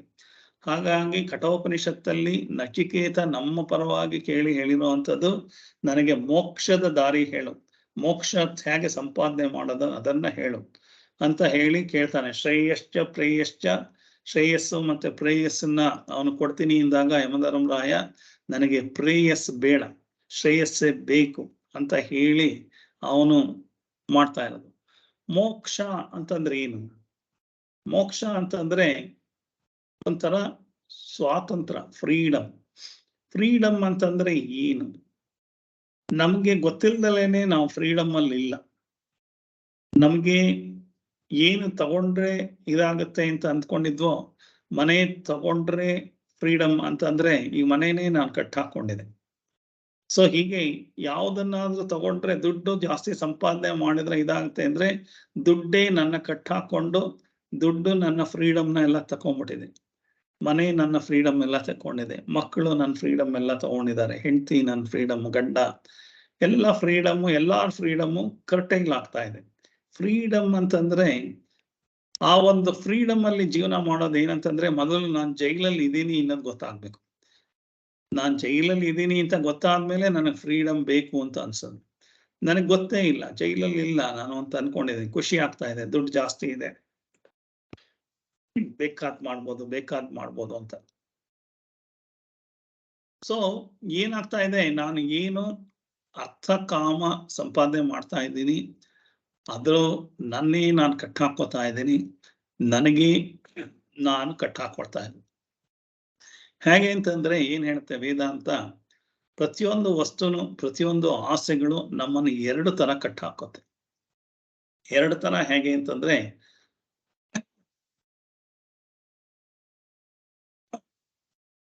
ಒಂದು ನನಗೆ ಆ ವಸ್ತು ಇಲ್ಲ ಅಂತ ಅನ್ನೋದು ಒಂದು ಆಬ್ಸೆಂಟ್. ನನಗೆ ಮದುವೆ ಆಗಿಲ್ಲ, ನಾನು ಮದುವೆ ಆಗಿಲ್ಲ, ನನಗೆ ಹೆಣ್ಣು ಸಿಕ್ಕಿಲ್ಲ ಅನ್ನೋ ಒಂದು ಕೊರಗು ಅಂತಂದ್ರೆ ಆಬ್ಸೆನ್ಸ್ ಅಲ್ಲಿ ನನಗೆ ಬಂಧನದಲ್ಲಿ ಇದ್ದೀನಿ. ನನಗೆ ಅದ್ ಬೇಕು ಬೇಕು ಬೇಕು ಅಂತಂದು ಅದು ಸಿಗ್ತಾ ಇಲ್ಲ, ಒದ್ದಾಡ್ತಾ ಇದ್ದೀನಿ, ನನ್ನ ಕಟ್ಟಾಕೊಂಡಿದ್ದೇನೆ. ಆಬ್ಸೆನ್ಸೇ ಕಟ್ಟಾಕೊಂಡಿದೆ, ಆಬ್ಸೆನ್ಸ್ ಹಿಂದೆ ಓಡ್ ಹೋಗ್ತಾ ಇದ್ದೀನಿ, ನನ್ನ ಆಬ್ಸೆನ್ಸ್ ನ ಫುಲ್ಫಿಲ್ ಮಾಡ್ಕೊಳ್ಳೋದಕ್ಕೋಸ್ಕರ ಓಡೋಗ್ತಾ ಇದ್ದೀನಿ. ಅದು ಒಂಥರ ಕಟ್ಟು ಹಾಕೊಂಡ್ರೆ, ಇನ್ನೊಂದು ಅದು ಸಿಕ್ಕಿದ ಮೇಲೆ ಅದೇ ಕಟ್ ಹಾಕೊಳುತ್ತೆ, ಅದು ಇಲ್ದಲೇ ಇರಕ್ಕೆ ಆಗಲ್ಲ. ಅಂತಂದ್ರೆ ಯಾವ್ದಾದ್ರು ವಸ್ತುನ ನಾನು ತಗೊಂಡ್ರೆ ಅಥವಾ ಯಾವುದೇ ಒಂದಕ್ಕೆ ನಾನು ತಗೊಂಡ ಮೇಲೆ ಅದಕ್ಕೆ ಅಟ್ಯಾಚ್ ಆಗ್ಬಿಟ್ಟು ಅದ್ರ ಜೊತೆಗೆ ಇದ್ದು ಅದಿಲ್ದಲೇನೆ ಇರಕ್ಕಾಗಲ್ಲ ಅಂತಂದಾಗ ಅದನ್ನು ನಾನು ಕಟ್ ಹಾಕೋತಾ ಇದೆ. ಎರಡನ್ನೂ ಓವರ್ ಆಗಿ ಮಾಡೋದ್ರಿಂದ ಎರಡಕ್ಕೂ ಕಟ್ ಹಾಕೊಳ್ತಾ ಇದೆ. ಈ ಕಟ್ ಹಾಕೊಳ್ತಾ ಇರೋದನ್ನು ನಮ್ಮ ಮನಸ್ಸಿಗೆ ಅನಲೈಸ್ ಮಾಡ್ಕೊಂಡಿಲ್ಲ ನಾವು ಅನ್ಕೊಳ್ತೀವಿ ಮದುವೆ ಮಾಡ್ಕೊಂಡ್ರೆ ಅಥವಾ ಇನ್ನೇನೋ ಮಾಡಿದ್ರೆ ಅಂತಂದ್ರೆ ನನಗೆ ನೋ ಸ್ಪೌಸ್ ಅಂತಂದ್ರೆ ನನಗೆ ಹೆಂಡತಿ ಇಲ್ಲ, ಗಂಡ ಇಲ್ಲ ಅಂತಂದ್ರೆ, ಇನ್ನು ಗಂಡು ಸಿಕ್ಕಿಲ್ಲ, ಹೆಣ್ಣು ಸಿಕ್ಕಿಲ್ಲ ಅಂತಂದ್ರೆ ಅಭಾವದಿಂದ ನಾನು ಏನಾಗುತ್ತೆ, ಮಕ್ಕಳಿಲ್ಲ ಅಂತಂದ್ರೆ ಅದೇ ಒಂದು ಅಭಾವ. ಈ ಅಭಾವದಿಂದನೂ ನನ್ನನ್ನು ನಾನು ಕಟ್ಟಾಕೋತಾ ಇದ್ದೆ. ಅದು ನನ್ನ ಕೊರಗು. ಕಟ್ಟಾಕೊಳ್ಳೋದು ಅಂದ್ರೆ ನನ್ನ ದಾಸ್ಯಕ್ಕೆ ನೂಕ್ತಾ ಇರುತ್ತೆ, ನಾನು ದಾಸ ಆಗ್ತಾ ಇದ್ದೀನಿ, ಅಭಾವಕ್ಕೆ ದಾಸ. ಸೊ ಅಭಾವಕ್ಕೆ ದಾಸ ಆಗ್ತಾ ಇರೋದನ್ನ ಅದು ಒಂದು ತರ ಅಭಾವ ಬದ್ನಾತಿ ಅಂತ, ಶೂನ್ಯತಾ ದ್ವಾರ ಅಭಾವ ಬದ್ನಾತಿ ಅಂತ ಹೇಳ್ತಾನೆ. ಶೂನ್ಯತಾ ದ್ವಾರ ಅಭಾವ ಬದ್ನಾತಿ ಅಂದ್ರೆ, ಶೂನ್ಯತಾ ದ್ವಾರ ಅಂದ್ರೆ ಇಲ್ಲ ಅನ್ನೋ ಒಂದು ಶೂನ್ಯತೆಯಿಂದ ಆ ಕಡೆಯಿಂದ ನಂದು ಅಭಾವ ಅಂತ ಸೃಷ್ಟಿಯಾಗಿ, ಅಭಾವದಿಂದ ನನ್ನನ್ನು ನಾನು ಕಟ್ ಹಾಕೋತಾ ಇದ್ದೀನಿ. ಅದು ನನ್ನನ್ನ ಬಂಧನಕ್ಕೆ ಮಾಡ್ತಾ ಇದೆ. ಸೊ ಆ ಬಂಧನ ಮೊದಲನೇ ತರ ಬಂಧನ ಆದ್ರೆ, ನನಗೆ ಅದಿಲ್ಲ, ನನಗೆ ಫ್ರೆಂಡ್ಸ್ ಇಲ್ಲ, ನನಗೆ ದುಡ್ಡಿಲ್ಲ, ನನಗೆ ಬ್ಯೂಟಿ ಇಲ್ಲ, ನನಗೆ ಹಣ ಇಲ್ಲ, ಇದೆಲ್ಲ ಒಂಥರ ಸ್ಲೇವರಿ. ನಾನೇ ಸ್ಲೇವ್, ನಾನೇ ಬಂಧನಕ್ಕೆ ಸಿಗಾಕೊಂಡು ನನ್ನ ಮನಸ್ಸಲ್ಲಿ ನಾನೇ ಕ್ರಿಯೇಟ್ ಮಾಡಿಕೊಂಡು ಅದು ಇಲ್ಲ ಅಂತ ಅನ್ನೋದನ್ನ ಜಾಸ್ತಿ ಯೋಚನೆ ಮಾಡ್ತಾ ಮಾಡ್ತಾ ಬಂಧನಕ್ಕೆ ಸಿಗಾಕೊಂಡಿದೀನಿ. ಅದು ಒಂದ್ ತರ ಆದ್ರೆ, ಇನ್ನೊಂದು ಅದ್ರ ಪ್ರೆಸೆನ್ಸ್ ಇಂದನೂ ನಾನು ಕಟ್ಟಾಕೊಳ್ತಾ ಇರೋದು. ಪ್ರೆಸೆನ್ಸ್ ಅಂತಂದ್ರೆ, ಫಾರ್ ಎಕ್ಸಾಂಪಲ್, ಒಂದು ಕಾಲಲ್ಲಿ ನನಗೆ ಯಾರನ್ನ ನೋಡ್ತಾ ಇದ್ರೆ, ಮೊದಲು ನಾನು ಆರಾಮಾಗಿ ನಡ್ಕೊಂಡು ಹೋಗ್ತಾ ಇರ್ತೀನಿ, ಬರೀ ಕಾಲಲ್ಲೇ, ಏನ್ ಪ್ರಾಬ್ಲಮ್ ಇಲ್ಲ. ಯಾರೋ ಶೂ ಹಾಕೊಂಡಿದ್ದಾರೆ, ನನಗೆ ಶೂ ಇಲ್ಲ ಅಂತ ಅನ್ನೋದು ಅಭಾವ. ಶೂ ಇಲ್ಲ ಅಂತ ಅನ್ನೋ ಅಭಾವ ಮೊದಲು ನಿಜವಾಗ್ಲೂ ಇದೆಯಾ? ನಾವೇ ಪ್ರಪಂಚದಲ್ಲಿ ನಾವೇ ಕ್ರಿಯೇಟ್ ಮಾಡ್ಕೊಂಡಿದ್ದು. ಶೂ ಇಲ್ಲ ಅಂತ ಆದ್ಮೇಲೆ, ಶೂನ ಕಷ್ಟಪಟ್ಟು ಸಂಪಾದನೆ ಮಾಡಿದ್ಮೇಲೆ ಶೂ ತಗೊಳ್ತೀನಿ. ಶೂ ತಗೊಂಡಾದ್ಮೇಲೆ, ಶೂ ಹಾಕೊಂಡ್ಮೇಲೆ ಬರೀ ಕಾಲಲ್ಲಿ ಭಾರ ಇರಲಿಲ್ಲ, ಈಗ ಕಾಲಿಗೆ ಬಂಧನ ಆಯ್ತು. ಶೂ ತಗೊಂಡಾಯ್ತು, ಕಾಲಿಗೆ ನಿಜವಾಗ್ಲೂ ಫ್ರೀ ಇದೆಯಾ, ಬಂಧನ ಇದೆಯಾ? ಯಾವಾಗ ಶೂ ಕಳಚಿದ್ರೆ ಸಾಕಪ್ಪ, ಮನೆಗೆ ಬಂದು ಸಾಕ್ಸ್ ಬಿಚ್ಚಿ ಕಾಲೆಲ್ಲ ಹೀಗೆ ಅದುಮ್ಕೊಂಡು ಶೂ ಬಿಚ್ಚಿಬಿಟ್ಟು, ಮೊದಲಿರ್ಲಿಲ್ವಾ ಸುಖ? ಇತ್ತು. ಆಮೇಲೆ ಯಾಕೆ ನಾನೇ ಕಷ್ಟ ಮಾಡ್ಕೊಂಡಿದ್ದು? ಅದು ಬೇಕು ಅಂತ ಅಂದಮೇಲೆ, ಸಿಗದಲೇ ಇದ್ದಾಗ ದುಃಖ ಪಡ್ತಾ ಇದ್ದೆ, ಸಿಕ್ಕಿದ ಮೇಲೂ ದುಃಖ ಪಡ್ತಾ ಇದ್ದೀನಿ. ಅಯ್ಯೋ, ಅದು ಕಳಚಿಬಿಟ್ರೆ ಸಾಕು, ಶೂ ಕಳಚಿಬಿಟ್ರೆ ಸಾಕು, ಶೂ ಬಿಚ್ಚಿಬಿಟ್ರೆ ಸಾಕು. ಸೊ ಶೂ ಭಾರ ತಡ್ಕೊಳಕ್ ಆಗ್ತಾ ಇಲ್ಲ. ಅದಲ್ದಲೆ ಕೆಲವು ಶೂಗಳು ಕಚ್ಚುತ್ತಾ ಇದೆ, ಒಳಗಡೆ ಗಾಯ ಆಗ್ತಾ ಇದೆ ಅಂತಂದ್ರೆ, ಆ ಗಾಯ ಮಾಡ್ಕೊಂಡವ್ರಿಗೆ ಗೊತ್ತು. ಆ ಶೂ ಕಚ್ಚುತ್ತಾ ಇದೆ, ಚಪ್ಪಲಿ ಕಚ್ಚುತ್ತಾ ಇದೆ ಅಂತಂದ್ರೆ, ಸೊ ಅಭಾವದಿಂದನೂ ಆಗುತ್ತೆ. ಅದು ದೊರೆತ ಮೇಲೂ ಪ್ರಾಬ್ಲಮಿಗೆ ಸಿಗಾಕೊಳ್ಳೋದು ಬಂಧನ. ಬಂಧನ ಅಂತಂದ್ರೆ, ಮಕ್ಕಳಿಲ್ಲ ಅಂತಂದ ಬಂಧನ. ಮಕ್ಕಳಾದ್ಮೇಲೆ ಅಯ್ಯೋ ಮಕ್ಕಳು ದರಿ ಹೋಗ್ಲಿಲ್ಲ, ದಡ ಹತ್ತಿಲ್ಲ, ಹೇಳಿದ ಮಾತು ಕೇಳಲ್ಲ, ಮಕ್ಕಳಿಲ್ಲ ಅನ್ನೋದು ಒಂಥರ ಅಭಾವ. ಮಕ್ಕಳು ಆಗಿರೋದು ಎಲ್ಲ ಸಿಕ್ಕಿದೆ, ಸಿಕ್ಕಿದ ಮೇಲೆ ಇನ್ನೊಂಥರ ಬಂಧನ. ಸೊ ಈ ತರ ಬಂಧನ ಅಭಾವ, ಬಂಧನ ಅಭಾವದಲ್ಲಿ ಸಿಕ್ಕಿ ಹಾಕೊಂಡಿರೋದನ್ನ, ಇದರಿಂದ ನಮಗೆ ಮೋಕ್ಷ ಬೇಕು, ಇದರಿಂದ ಬಿಡುಗಡೆ ಬೇಕು. ಈ ಬಿಡುಗಡೆ ಬೇಕಂದ್ರೆ ಹಾಗಾದ್ರೆ ಮದುವೆ ಮಾಡ್ಕೊಳ್ಳೋದಲ್ಲೇ ಇದ್ರೆ ಆಗುತ್ತಾ, ಹಾಗಾಗುತ್ತಾ, ಹೀಗಾಗುತ್ತಾ ಅಂತಂದ್ರೆ ಅದನ್ನ ಈ ಕ್ಲಾಸಲ್ಲೇ ಹೇಳಕ್ಕಾಗಲ್ಲ. ಮುಂದೆ ಪೂರ್ತಿ ಭಗವದ್ಗೀತೆಯಲ್ಲಿ ಅದು ಹಾಗೆ ಅಟ್ಯಾಚ್ಮೆಂಟ್ ಅನ್ನೋದು ಯಾವ ತರ ಇರಬೇಕು ಅಂತ ಅನ್ನೋದನ್ನೆಲ್ಲ ಹೇಳ್ತಾನೆ. ಅದನ್ನ ಅವಾಗವಾಗ ಅದನ್ನ ಹೇಳ್ತೀನಿ. ಈಗ ಎರಡರಿಂದನೂ ಬಂಧನ ಇದೆ ನಮಗೆ ಅನ್ನೋದು ಅರಿವು ಆಗ್ಬೇಕು. ಸೊ ಈ ಅರಿವು ಆದಾಗ ಇದರಿಂದ ಮೋಕ್ಷ ಬೇಕು ಅಂತ ಅನ್ನೋ ಒಂದು ಮನಸ್ಥಿತಿ ಬರುತ್ತೆ. ಆ ಮೋಕ್ಷ ಯಾತಕ್ಕೆ ಅಂದ್ರೆ, ಈ ಪೈನ್ ನ ತಡ್ಕೊಳಕ್ ಆಗ್ತಾ ಇಲ್ಲ, ಈ ಸಂಕಟ ತಡ್ಕೊಳಕ್ ಆಗ್ತಾ ಇಲ್ಲ, ಈ ಟೆನ್ಷನ್, ಈ ಸ್ಟ್ರೈನ್, ಸ್ಟ್ರೆಸ್, ಇದನ್ನೆಲ್ಲ ಅದು ತಡ್ಕೊಳಕ್ ಆಗ್ದಲೇನೆ ಒದ್ದಾಡ್ತಾ ಇದೀವಿ. ಇದರಿಂದ ನಾನು ಹೊರಗೆ ಬರಬೇಕಾದ್ರೆ ಮೋಕ್ಷ ಅಂತ ಹೇಳ್ತಾರೆ ಅದಕ್ಕೆ, ಬಿಡಿಸ್ಕೊಳ್ಳೋದನ್ನ. ಆ ಬಿಡಿಸ್ಕೊಳ್ಳೋದು ಅಂದ್ರೆ ಬಿಟ್ಬಿಟ್ಟು ಹಿಮಾಲಯ ಪರ್ವತಕ್ಕೆ ಹೋಗ್ಬಿಡೋದು, ಸನ್ಯಾಸಿ ಆಗೋದು, ಕಾವಿ ಬಟ್ಟೆ ಹಾಕೊಳ್ಳೋದು, ಅದನ್ನೆಲ್ಲ ಅಲ್ಲ ಮೋಕ್ಷ ಅಂದ್ರೆ. ಸನ್ಯಾಸಿಗಳು ಅವ್ರಿಗೂ ಬೇಕಾದಷ್ಟು ಕಾಮನೆಗಳು. ನಂದು ಆಶ್ರಮ ಚಿಕ್ಕದಾಗಿದೆ, ನನಗಿನ್ನ ಅವನಿಗೆ ಜಾಸ್ತಿ ಫಾಲೋವರ್ಸ್ ಇದ್ದಾರೆ, ಈ ತರ ಎಲ್ಲ ಇದ್ರೆ ಸನ್ಯಾಸಿನೂ ಸನ್ಯಾಸಿ ಅಲ್ಲ. ಸನ್ಯಾಸಿ ಕಾವಿ ಬಟ್ಟೆ ಹಾಕೊಂಡು ಅಕ್ಷಣ ಸನ್ಯಾಸಿ ಆಗಕ್ಕೆ ಸಾಧ್ಯ ಇಲ್ಲ. ಮನಸ್ಸಿನಲ್ಲಿ ಆ ವೈರಾಗ್ಯ, ವಿವೇಕ ಅಂದ್ರೆ ವೈರಾಗ್ಯದಿಂದ ಹೇಗೆ ಆಗ್ತಾನೆ ಅಂತ ಅನ್ನೋದು ಮುಂದಿನ ತರಗತಿಗಳಲ್ಲಿ ಗೊತ್ತಾಗುತ್ತೆ ನಿಮ್ಗೆ. ಸೊ ನಮ್ಗೇನಾಗ್ತಾ ಇದೆ ಈಗ, ಪಾವರ್ಟಿ ಅಂದ್ರೆ ಅದು ಪ್ರಾಬ್ಲಮ್ಮೇ, ಬಡತನ ಅಂದ್ರೂ ಪ್ರಾಬ್ಲಮ್ಮೇನೆ, ರಿಚ್ನೆಸ್ ಅಂದ್ರೂ ಪ್ರಾಬ್ಲಮ್ಮೇ. ಸೊ ದುಡ್ಡು ಸಿಕ್ಕಾಪಟ್ಟೆ ಆಯ್ತು ಅಂತಿದ್ದಾಗೆ ಇನ್ಕಮ್ ಟ್ಯಾಕ್ಸ್ ರೈಡು, ಆ ರೈಡು, ಈ ರೈಡು, ಟ್ಯಾಕ್ಸು ಸರಿಯಾಗಿಲ್ಲ, ಅದಿಲ್ಲ, ಇದಿಲ್ಲ, ಕಳ್ಳರದ್ದು, ಕಾಕರದ್ದು, ರೌಡಿಗಳದ್ದು, ಇದೆಲ್ಲ ತೊಂದರೆ. ಬಡವನಿಗೂ ಪೈನ್. ಯಾರಿಗೆ ಹಾಗಾದ್ರೆ ಪೈನ್ ಇಲ್ಲ? ಯಾರಿಗೆ ಪೀಸ್ ಆಫ್ ಮೈಂಡ್ ಇದೆ? ನಾವೆಲ್ಲ ಹತ್ರ ಹಿಂದೆ ಓಡ್ ಹೋಗಿದ್ವಿ, ಎಲ್ಲಾದ್ರೂ ಸಿಕ್ತಾ? ಇಲ್ಲ. ಅದಕ್ಕೋಸ್ಕರ ಇದೇನ್ ಹೇಳ್ತಾ ಇದ್ದಾರೆ, ಚತುರ್ವಿಧ ಫಲಪುರುಷಾರ್ಥ ಅಂತಂದ್ರೆ, ಮನುಷ್ಯನ ಲೈಫ್ ಹೀಗೆ ಹೋಗುತ್ತೆ. ಅರ್ಥ ಸಂಪಾದನೆಗೆ ಹೋಗುತ್ತೆ, ಅದಾದ್ಮೇಲೆ ಕಂಫರ್ಟ್ ಸಂಪಾದನೆಗೆ ಹೋಗುತ್ತೆ. ಸೊ ಹಾಗಾಗಿ ನಾವು ಎಲ್ಲಾ ತರದ ದಾಸ್ಯಕ್ಕೆ ಸಿಗಾಕೊಂಡು, ಅದನ್ನ ಬಾಂಡೇಜ್ ಅಂತಾರೆ, ಅದನ್ನ ಬಂಧನ ಅಂತ ಹೇಳ್ತಾರೆ. ಆ ಬಂಧನದಲ್ಲಿ ಇದೀವಿ ಅನ್ನೋದು ಅರ್ಥ ಆಗ್ಬೇಕಾದ್ರೆ ಸ್ವಲ್ಪ ಎಷ್ಟೋ ಟೈಮ್ ಆಗುತ್ತೆ. ಇದೆಲ್ಲ ಬಂಧನ ಅನ್ನೋದು ಗೊತ್ತಾಗ್ತಾ ಇಲ್ಲ ನನ್ಗೆ. ಇನ್ಯಾವುದೋ ಬಂಧನ ಅನ್ಕೊಂಡಿದೀವಿ. ನಾನು ನನ್ನ ಮನೆಯಿಂದ ಹೊರಗೆ ಹೋಗ್ದಲಕ್ಕೆ ಬಿಡ್ತಾ ಇಲ್ಲ, ಅದು ಬಂಧನ ಅಂತ. ಅದಲ್ಲ ಬಂಧನ. ನಾನೇ ಬಂಧನಕ್ಕೆ ಸಿಗಾಕೊಂಡಿದ್ದೀನಿ. ನನಗೆ ಗೊತ್ತಿಲ್ದನೇನೆ ನಾನೇ ಬಂಧನಕ್ಕೆ ಸಿಗಾಕೊಂಡಿದ್ದೀನಿ. ನನಗೆ ಫ್ರೀಡಮ್ ಕೊಡ್ತಾ ಇಲ್ಲ, ಬೇರೆಯವ್ರು ಕೊಡ್ತಾ ಇರೋದಲ್ಲ. ನಾನೇ ಕಟ್ಟಾಕೊಂಡಿದ್ದೀನಿ, ನಾನೇ ಬಂಧನಕ್ಕೆ ಸಿಗಾಕೊಂಡಿದ್ದೀನಿ, ಇನ್ನೂ ಗೊತ್ತಾಗಿಲ್ಲ. ಹಾಗಾಗಿ ನಾನು ದಾಸ ಆಗಿದ್ದೀನಿ. ದಾಸನ ಆಗಿರೋದ್ರಿಂದ ಸ್ವಾಮಿತ್ವಕ್ಕೆ ಬರಬೇಕು. ನಾನು ಸ್ವಾಮಿ ಆಗ್ಬೇಕು. ಸ್ವಾಮಿ ಅಂತಂದ್ರೆ ಸನ್ಯಾಸಿ ಕಾವಿ ಹಾಕೊಂಡಿರೋ ಸ್ವಾಮಿ ಅಲ್ಲ. ನನ್ನ ಎಲ್ಲ ಈ ಬಂಧನದಿಂದ ಹೊರಗೆ ಬರೋದನ್ನ ಸ್ವಾಮಿತ್ವ ಅಂತ. ಬಂಧನಕ್ಕೆ ಸಿಗಾಕೊಂಡ್ರೆ ದಾಸತ್ವ, ಬಂಧನದಿಂದ ಬಿಡಿಸ್ಕೊಂಡ್ರೆ ಸ್ವಾಮಿತ್ವ. ಈ ಸ್ವಾಮಿತ್ವಕ್ಕೆ ಬರೋದಕ್ಕೆ ಏನ್ ಬೇಕು? ಅದನ್ನ ಮೋಕ್ಷ ಶಾಸ್ತ್ರ ಅಂತ ಹೇಳಿದ್ದಾರೆ. ಆ ಮೋಕ್ಷ ಶಾಸ್ತ್ರನ ಕಲಿಬೇಕು. ಆ ಮೋಕ್ಷ ಶಾಸ್ತ್ರಕ್ಕೆ ನಾವು ಅದ್ರ ಬಗ್ಗೆ ತಿಳ್ಕೊಳ್ಬೇಕು. ಇದನ್ನ 4ನೇ ಪುರುಷಾರ್ಥ, ಮೋಕ್ಷ ಪಡ್ಕೊಳ್ಳೋದು ಹೇಗೆ, ಮೋಕ್ಷ ಅಂದ್ರೆ ಏನು. ಹಾಗಾಗಿ ಇದನ್ನ ಮೋಕ್ಷ ಅಂತ ಅನ್ನೋದಕ್ಕೆ ಧರ್ಮಾರ್ಥ ಕಾಮ ಮೋಕ್ಷ. ಹಾಗಂದ್ರೆ ಏನು? ಮೋಕ್ಷ ಅಂದ್ರೆ ಅದು ಇಂಟರ್ನಲ್ ಸ್ಟ್ರೆಂತ್, ನನ್ನ ಒಳಗಡೆ ಅಂತಃಶಕ್ತಿ, ಅದು ಒಳಗಡೆ ಮೈಂಡ್ ಅಲ್ಲಿ ಮೆಚುರಿಟಿ, ನನ್ನ ಮೇಲೆ ನನಗೆ ಮಾಸ್ಟ್ರಿ, ನನ್ನನ್ನು ನಾನು ಕಂಟ್ರೋಲ್ ಮಾಡ್ಕೊಳ್ಳೋ ಕೆಪಾಸಿಟಿಗೆ ಹೋಗೋದನ್ನ ಮೋಕ್ಷ ಅಂತಾರೆ, ಅಥವಾ ಶ್ರೇಯಸ್ ಮಾರ್ಗ ಅಂತ ಹೇಳ್ತಾರೆ. ಸೊ ಹಾಗಾಗಿ ಮೊದಲು 3 ಏನ್ ಹೇಳಿದ್ದಾರೆ? ಧರ್ಮ, ಅರ್ಥ, ಕಾಮ, ಅದನ್ನ ಪ್ರೇಯಸ್ ಮಾರ್ಗ ಅಂತ ಕರೆದ್ರೆ, ಕೊನೆಯದು ಮೋಕ್ಷ ಮಾರ್ಗನ ಏನ್ ಹೇಳ್ತಾ ಇದ್ದಾರೆ? ಶ್ರೇಯಸ್ ಮಾರ್ಗ ಅಂತ ಅಂದ್ಬಿಟ್ಟು ಕಠೋಪನಿಷತ್ತು ಇದು ಎಲ್ಲದನ್ನು ಸೇರಿ ಹೇಳ್ತಾ ಇದೆ. ಸ್ವಾಮಿತ್ವ, ದಾಸತ್ವದಿಂದ ಸ್ವಾಮಿತ್ವ. ದಾಸ ಆಗಿರೋದು ಗೊತ್ತು ಮಾಡ್ಕೊಂಡ ಮೇಲೆ ನನಗೆ ಸ್ವಾಮಿತ್ವ ಬೇಕು ಅಂತ. ದಾಸ ಅಂದ್ರೆ ಯಾರೋ ಕಂಟ್ರೋಲ್ ಮಾಡ್ತಾ ಇದ್ದಾರೆ ಅಂತ ಅನ್ಕೊಳ್ಳೋದಲ್ಲೂ ತಪ್ಪು. ನನಗೆ ನಾನೇ ಕಂಟ್ರೋಲ್ ಮಾಡ್ಕೊಳ್ತಾ ಇದ್ದೀನಿ, ನನಗೆ ನಾನೇ ದಾಸ ಆಗಿದ್ದೀನಿ, ಗೊತ್ತಿಲ್ದಲೇನೆ ಎಲ್ಲಾ ತರದಕ್ಕೂ ದಾಸ ಆಗಿದ್ದೀನಿ ಅಂತಂದ್ರೆ, ಅದನ್ನ ಅರ್ಥ ಮಾಡ್ಕೊಳ್ಳೋದಕ್ಕೋಸ್ಕರ ಚತುರ್ವಿಧ ಫಲಪುರುಷಾರ್ಥ ಈ 4 ಹೇಗೆ ಆಗುತ್ತೆ ಜೀವನದಲ್ಲಿ, ಈ ಹಂತಗಳಲ್ಲೇ ಹೋಗುತ್ತೆ. ಅರ್ಥ ಸಂಪಾದನೆಗೆ ಮೊದಲು ಎಲ್ಲ ಮನುಷ್ಯ ಹೊರಡ್ತಾನೆ. ಅದಾದ್ಮೇಲೆ ಕಾಮ ಅಂದ್ರೆ ಕಂಫರ್ಟ್ ಸಂಪಾದನೆಗೆ ಹೋಗ್ತಾನೆ. ಅದೆಲ್ಲ ಆದ್ಮೇಲೆ ಇಲ್ಲ ಧರ್ಮದ ಚೌಕಟ್ಟಲ್ಲಿ ಹೋಗೋಣ ಅಂತ ಅನ್ಸುತ್ತೆ. ಅದಾದ್ಮೇಲೆ ಇದು ಯಾತ್ರೊಳಗೂ ಏನು ಇಲ್ಲ, ಮೋಕ್ಷದಲ್ಲೇನೆ ನೆಮ್ಮದಿ, ಶಾಂತಿ, ಸೆಕ್ಯೂರಿಟಿ ಎಲ್ಲ ಇದೆ. ನಾನೇ ಬಂಧನಕ್ಕೆ ಸಿಗಾಕೊಂಡಿದ್ದೀನಿ, ನಾನೇ ಬಿಡಿಸ್ಕೋಬೇಕು ಅಂತ ಹೇಳೋದಕ್ಕೆ ಮೋಕ್ಷ ಸಂಪಾದನೆ ಅಂತ. ಈ ಭಗವದ್ಗೀತೆ ಮೋಕ್ಷ ಶಾಸ್ತ್ರ. ನಮ್ಮನ್ನ ನಾವು ಬಿಡಿಸ್ಕೊಳ್ಳೋದು ಹೇಗೆ, ಇದೇ ಪ್ರಪಂಚದಿಂದ ನಾವು ಬಿಡಿಸ್ಕೊಂಡು ಇದೇ ಪ್ರಪಂಚದಲ್ಲೇ ಸಂತೋಷವಾಗಿ ನೆಮ್ಮದಿಯಾಗಿ ಹ್ಯಾಪಿ ಆಗಿರೋದಕ್ಕೆ ಏನ್ ಮಾಡ್ಬೇಕು ಅಂತ ಹೇಳೋದೇನೆ ಭಗವದ್ಗೀತೆ. ಅದನ್ನ ನಾವು ಮುಂದೆ ನೋಡ್ತಾ ಹೋಗೋಣ. ಇದನ್ನ ಧರ್ಮಾರ್ಥ ಕಾಮ ಮೋಕ್ಷ ಚತುರ್ವಿಧ ಫಲಪುರುಷಾರ್ಥ ಅಂತಾನು ಹೇಳ್ತಾರೆ.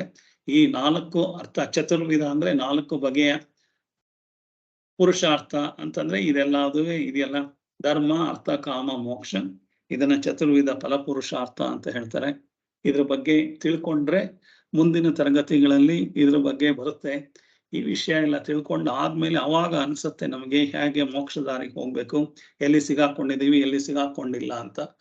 ಆದ್ರಿಂದ ಇದು ಬೇಸಿಕ್ ನಾಲೆಡ್ಜ್ ಇದ್ರೇನೆ ಭಗವದ್ಗೀತೆ ಅರ್ಥ ಮಾಡ್ಕೊಳಕ್ ಆಗೋದು ಅಂತ ಹೇಳಿ ಇವತ್ತಿನ ಪಾಠ ಇಲ್ಲಿ ನಿಲ್ಲಿಸ್ತಾ ಇದ್ದೀನಿ. ಧನ್ಯವಾದಗಳು. ಓಂ ಸರ್ವೇ ಭವಂತು ಸುಖಿನಃ, ಸರ್ವೇ ಸಂತು ನಿರಾಮಯಾಃ, ಸರ್ವೇ ಭದ್ರಾಣಿ ಪಶ್ಯಂತು, ಮಾ ಕಶ್ಚಿತ್ ದುಃಖ ಭಾಗ್ ಭವೇತ್. ಓಂ ಶಾಂತಿ ಶಾಂತಿ ಶಾಂತಿ. ಹರಿ ಓಂ. ಶ್ರೀ ಗುರುಭ್ಯೋ ನಮಃ. ಹರಿ ಓಂ.